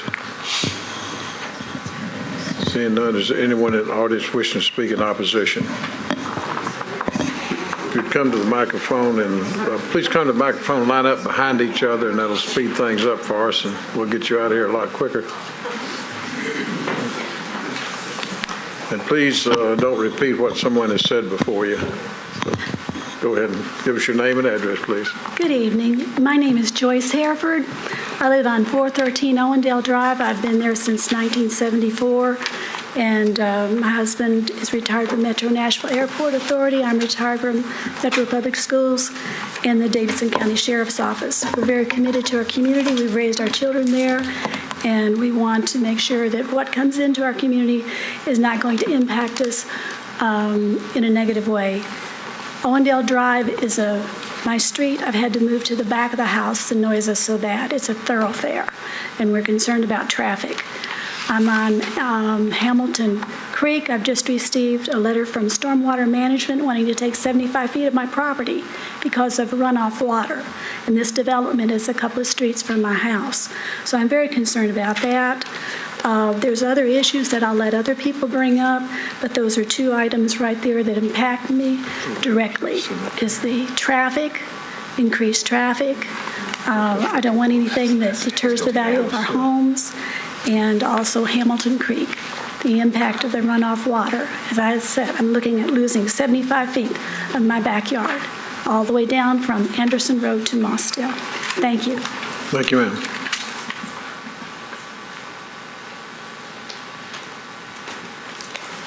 Hello, my name is Judy Goodrich. I live at 3212 Blue Water Trace.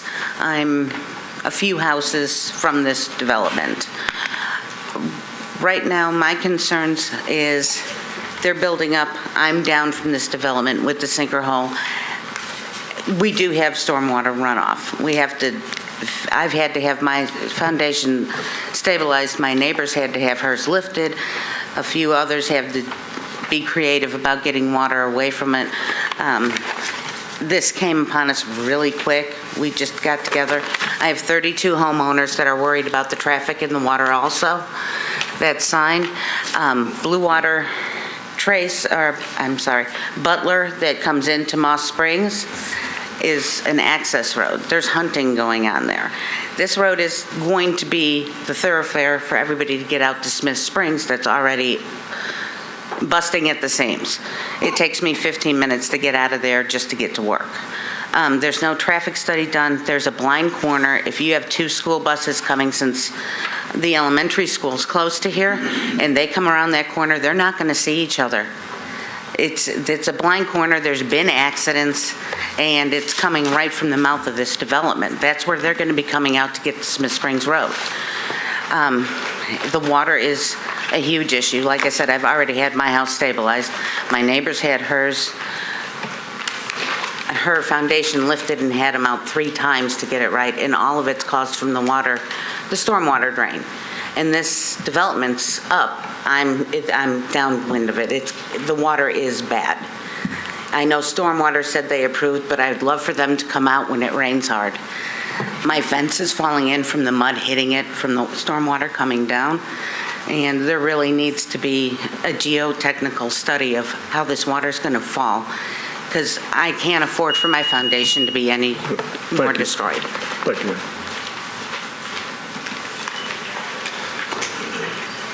Hi, my name's Dave Ellis. I live at 3100 Blue Water Way. This property's right behind my house. And yes, there's water runoff. I think there's some concern. Obviously, you can see that the community's 34 homeowners are not in support of this. I have heard you all say over and over tonight that you rely on the community support. There is none. We would like to have some more information given to us, a community plan, a community meeting. We haven't had any of that. And with the geo study she said we'd like to have. There may be EPA issues around that sinkhole. We don't know. Traffic is going to be a concern. Also, she mentioned Butler. TWRA has that property there. There's hunting, people hunting and whatever. There's deer and everything else coming across there. There are definitely issues that need to be addressed. We'd just like to have some answers and some information supplied to us. A meeting with, proposed as to what is going to be built, if it's approved, would be nice. You just hate to have anything crammed down your throat. We think it's going to be a negative impact on the home value. Thanks. Thank you. My name's Eric Grafflin. I live 701 Blue Water. First to address, my concern is the stormwater runoff. I don't know how you could have a survey that says we don't have issues. We've already had to put a French drain back up behind our whole house to divert the water around. When it rains, it looks like a flood going across the street. We were a community built in the 1970s, I think. We're in the Percy Priest watershed. It's all rock around there. The sinkhole that's on that property is massive. There's a sinkhole on the corner of this foundation, one of the houses. It's eroded their foundation. The house is not sellable. So I think that it's a horrible idea. You're going to add a lot of concrete roofs that's going to push more water from the top of the hill down to people who have lived since the 1970s that have had to pay a lot of money to support their houses. Now you're going to get a new development there that is going to have new homes that we don't know what the code, are they going to have brick? We have a lot of brick. Are they going to have vinyl siding? Are they going to sell for the 130s and we can't sell our house that have been there for 40 years? It's not fair to the community that lives there that they come in and build this subdivision and ruin water and worsen water issues that we already have. The traffic is atrocious. Smith Springs Road is the only way out from that whole corner of Percy Priest.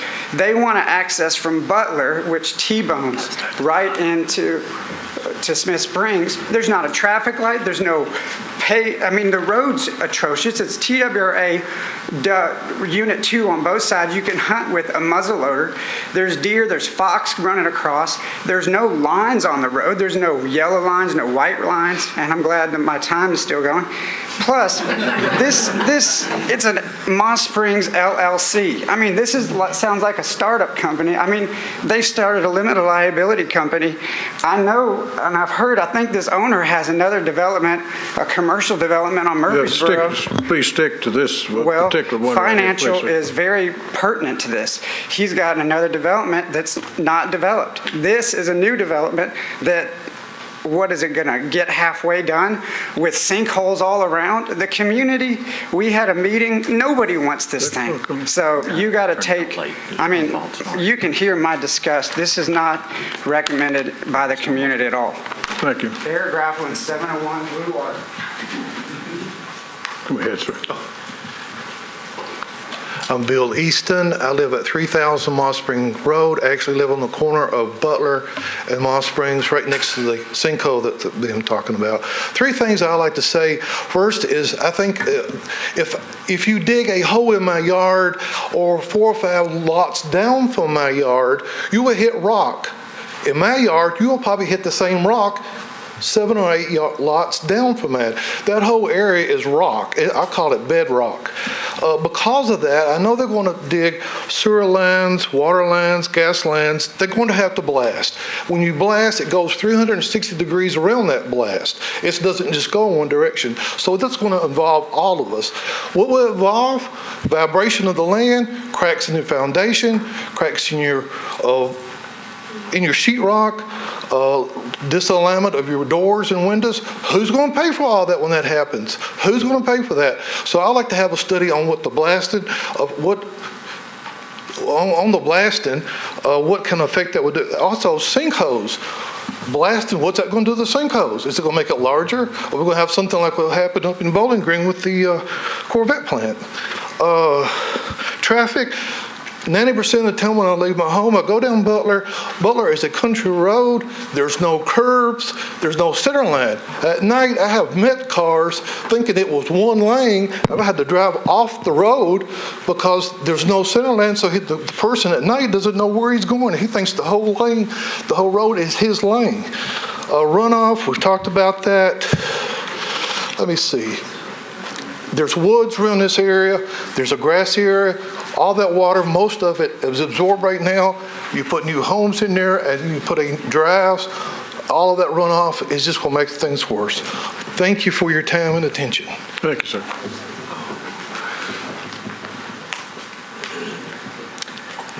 Good evening. My name is Fowler Johnson.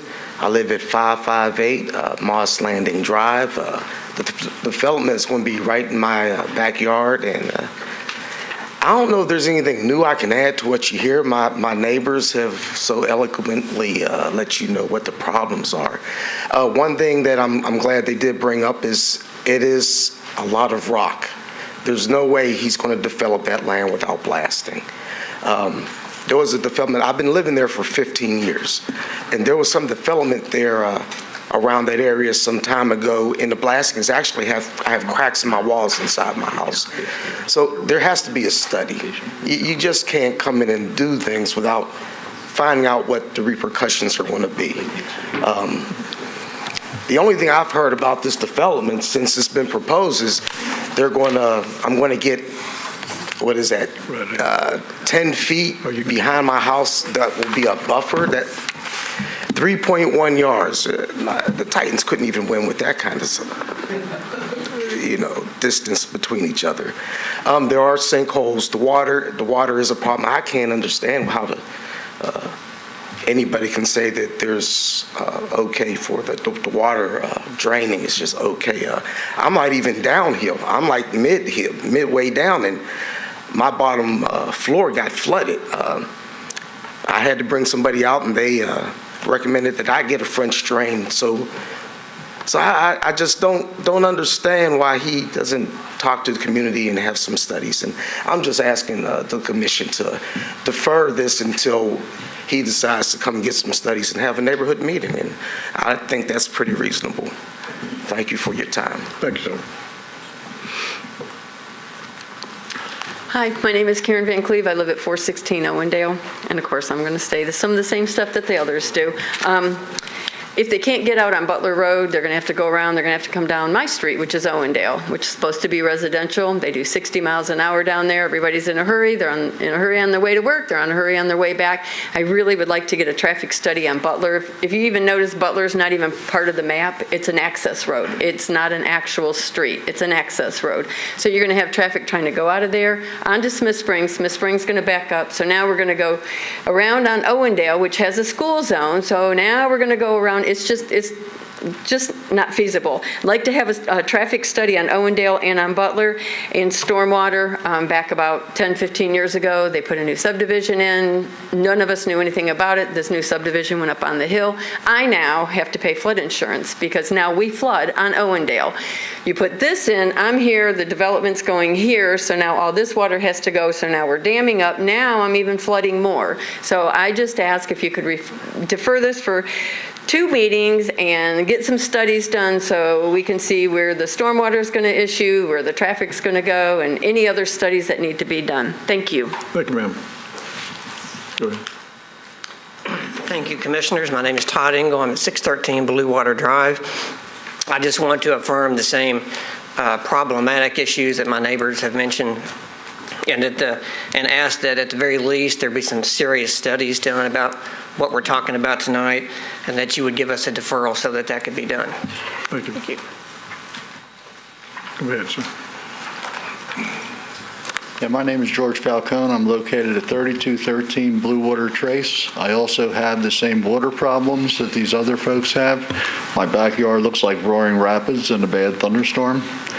And also the traffic problems in the area. We only have one exit out on Butler to Smith Springs, which is terrible sometimes. You sit there for quite a while trying to get out on Smith Springs. And I think studies should be done before they go ahead with this project. I thank you. And also, the state should have done something about these sinkholes and what the problem could be there, because demolition can hurt the other properties around in the area. All right, thank you. Thank you. Anyone else wishing to speak in opposition? Seeing none, the applicant now have 2 minutes for rebuttal. Thank you, Mr. Chairman, and I will just reiterate, there's been many comments about sinkholes. On this concept plan that is under consideration here, there are no sinkholes. As was mentioned by staff, there's a sinkhole to the north there, I believe, and you can see it on the map. That's not part of this concept plan. As far as water runoff and traffic, that's pretty much the main concerns we've heard. This has been reviewed and approved by Stormwater. It has been reviewed and approved by Public Works. and they have looked at those issues, and they have approved this plan. So with that, we would just request its approval. Thank you. Yeah, thank you. I declare the public hearing closed. Jeff. Let me just start off here. This, because there's been a lot of issues raised, this is a subdivision review, as the commission knows, but for the public's understanding, this is not a rezoning where they have building entitlements on this property. The commission is functioning in an administrative and ministerial capacity to review for compliance with the subdivision regulations, and it's the charge of the commission to make sure those regulations are decided and satisfied. So it's not a question of should the property be developed or should it be developed as intensely. It's a question of are they following the adopted regulations and requirements of the city. Jeff. So having said all that, do we honor Councilmember Johnson's request for deferral? No, the applicant requested not to. He controls that. Yeah, he wants us to go ahead and hear it and vote it up or down. Or defer it. Or defer. Yeah. If you need, especially if you need additional information. If something comes up that we. Yeah, I guess I don't understand why the applicant wouldn't go ahead and agree to meet with the neighbors and honor Councilmember Johnson's motion for deferral. So at this point in time, I would recommend we think about a deferral. I'll wait and listen to everybody else. Mr. Chairman, Mr. Chairman, if I could recognize Mr. Marshall here, who is the owner of Moss Springs, and he can discuss with you. There have been some neighborhood meetings, and it has been discussed. Well, wait a minute. We'll get back to that in a minute. I'm going to go in with the commissioners first. Sure. Derek? Yes, I echo the commissioner's comments. Basically, it's not so much that I am against what we're charged with doing here. Nonetheless, I do think that if there are some valid concerns out there and the council lady just wants to have an opportunity to just kind of hear what's going on, what the concerns of the people are, and have the individuals address it, I really don't see why that would be such an issue. I'm leaning towards deferral, plain and simple. Greg? Thank you, Mr. Chairman. I've noticed in our staff report that under the stormwater recommendation, but I know that there was, in every conversation, I would like to hear what that is, and I know that there's certain regulations that you have to meet, so I'd like to hear from Metro Water, Stormwater. Hello, everybody. Same issue with Metro Stormwater. This is a concept plan, and the only thing we really look at is to make sure that all our standard notes are on here and that they do provide adequate space for detention and water quality, which is that blue area highlighted below. Some of the concerns that they raise is sinkholes and flooding. There is sinkholes. You could see the large one up there. I know Council Lady Johnson came by the other day and was telling me that another lady was having a sinkhole issue also, and they had to do something with their foundation to keep their house from falling in. Sinkholes are quite prevalent in this area. So, somebody says there's sinkholes in this area, I'd probably agree with them. If they say they're having a lot of flooding issues, there's a couple of streets down, there's floodway. So there's floodway and floodplain. So if somebody says they have drainage issues, I'm pretty sure they do too. So going back to this, it's just a concept. We haven't had detailed construction drawings or calculations submitted yet. Those will only come, after this gets approved and before any construction takes place. Yeah, and so if it gets approved, there can't be any additional runoff, correct? That's right. We require that the flows be reduced from the 2 all the way to the 100-year storms. So do you think in your capacity that the area would be better after the retention went into effect, or as the lot sits right now? Well, when you look at a site like this and you look at a floodway, a lot of the floodways come in with a much bigger drainage basin. So overall scheme, something like this is not going to do too much additional damage, or it's not going to, on the same account, it can't provide too much additional help either. So the pendulum's not going to swing a far way out. Not with the size of this site compared to the basins that carry the floodway in there. Okay, thank you. Yes, sir. And then the other piece that was mentioned in almost every testimony was traffic. So I guess I'm going to have to ask the traffic question, because I know that some of these streets, will it affect, how will these additional 17 lots affect the traffic? Will it increase or will it decrease the road capacity, or will it go from another grade? Or with single-family residential, typically, or generally, you're looking at, for each lot, probably 10 trips a day that's going to be generated from each lot, so there would be an increase. It's so 10 trips times 17. So, I mean, that's trips per day, so you can look at that overall impacts. Will it change I guess, the grading of any of the intersections, like going from a B to a C, or?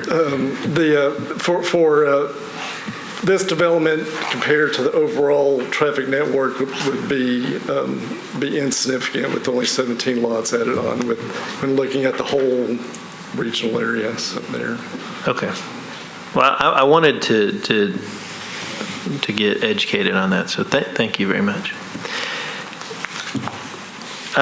Those were the big concerns that were brought up that I wanted to get clarification on from the two departments.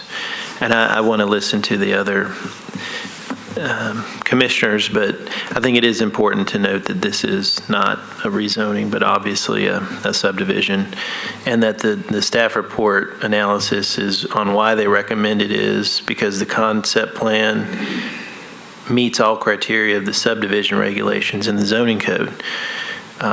So anyway, I do think, though, that more communication could obviously happen between the community, the builder, the developer, and the council lady. So I think that's also important to note, too. Andre? I'm all for communication. I think that could help this a lot.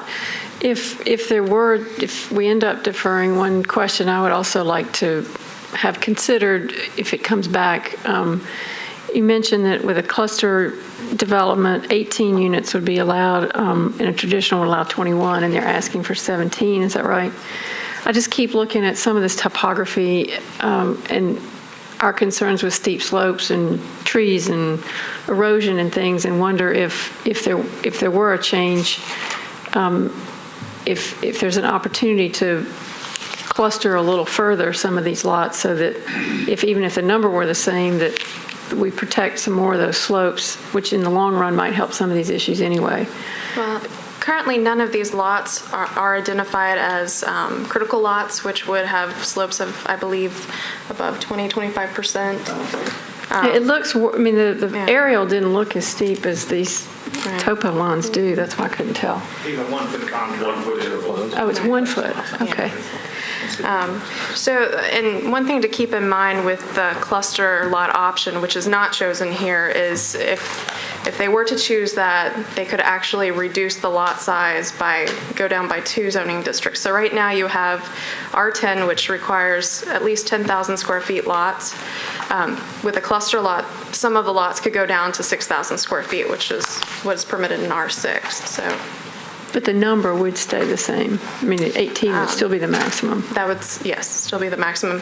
Right. Again, they would have to have the 15% minimum open space as well. It just would protect some of that, I was thinking, if the question gets revisited. But I'd like to hear from the others, please. Stuart? It's a somewhat typical subdivision in a way because of the process being the same every time, and we know that this is a concept plan and that other reviews take place, and also I think the commission is we do not start with the assumption that because something hasn't been built on it shouldn't be, particularly if it's zoned for it. And by legislative act of the council, this is zoned for this.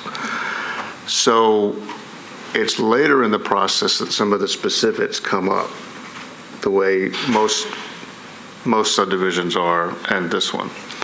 And I understand from an owner's point of view and a developer's point of view that time is money, and that there's every time there's a delay, that there's an issue with their ultimate ability to make a living at doing this sort of thing. So I don't think we should defer it too long. But I agree with what's been said, that this is a potentially dramatic change for all the people in this area. And even though I understand that maybe there have been some meetings, I think I'm inclined to take the information we've had today, but to support a motion for deferral to hear if there's more we need to hear from the council lady or from either side before we make a recommendation. So that's kind of where I am. Lily? Most of my questions have been previously answered. Obviously, the runoff issue is huge, and then the traffic issue is also really big. So really no further questions on that. I had a question about the staff report, though. It looks like the staff recommendation is to approve with conditions. Okay. In this case, the conditions would be the standard ones for that it's for concept plan only, like under fire and water services. And so in this case, there are no significant conditions placed. That was my question. Okay, thanks. Phil? I think this comes down kind of to a humane situation. I think that the developer needs to share all of the project with the whole neighborhood. Even if he's had some meeting in the past, it sounds like there's an opportunity there just waiting to happen. So my suggestion would be to defer it one meeting, let him have a quick neighborhood meeting, and then come back here, leave the public hearing open so we could hear the report from that. Walter? Yes, I'd like to probably go along with what's been said. There's been so much talk about not having the meetings, and I think meetings are important, and some other issues that the residents seems to want clarification with. And having said that, I will support the deferrals and hope that defer is for the purpose of getting all those questions answered. So I will support the referral. I move to make a motion to support the passage with coming back with the deferral at a later date. With the public hearing left open. With the public hearing. Second. There was a one meeting deferral with the public hearing left open, or? One meeting deferral with the public hearing left open. Second. Motion to second is to defer one meeting and keep the public hearing open. All in favor? Aye. Any opposed? Motion carries. All right. Bill, for the last report, do you have anything from Parks? I would like to report we are going to have a special meeting of the Parks Board. It will be on the 13th. It was delayed a week because of the election on Tuesday. So it will be at Shelby Bottoms Nature Center.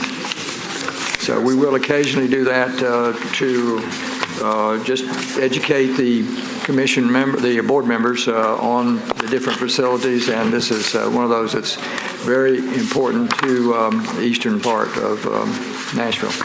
That's on the 13th of what time? 13th at 12 o'clock. 12 o'clock high. 12 o'clock? Yes. Is that a lunch, or do you bring your own, or later? They don't give us any, they don't even supply water. So, you know, for 3 years, I've been starving to death and just withering away because they don't give you anything. Did you ever suggest they might meet at 1 o'clock and give it a chance to eat first? Are you having to go off of that, too? I will be off of that also. You're our representative. This will be my last meeting of that. Wow. And yet you're holding public hearings open for us, right? Can I come back? Come back Just to and listen, just sit out there and listen? We'll give you 2 minutes if you want to come to the microphone. Thank you. Anything from the Oh, court. and by the way, let me add something. A while ago when I was talking about it, you staff are fantastic.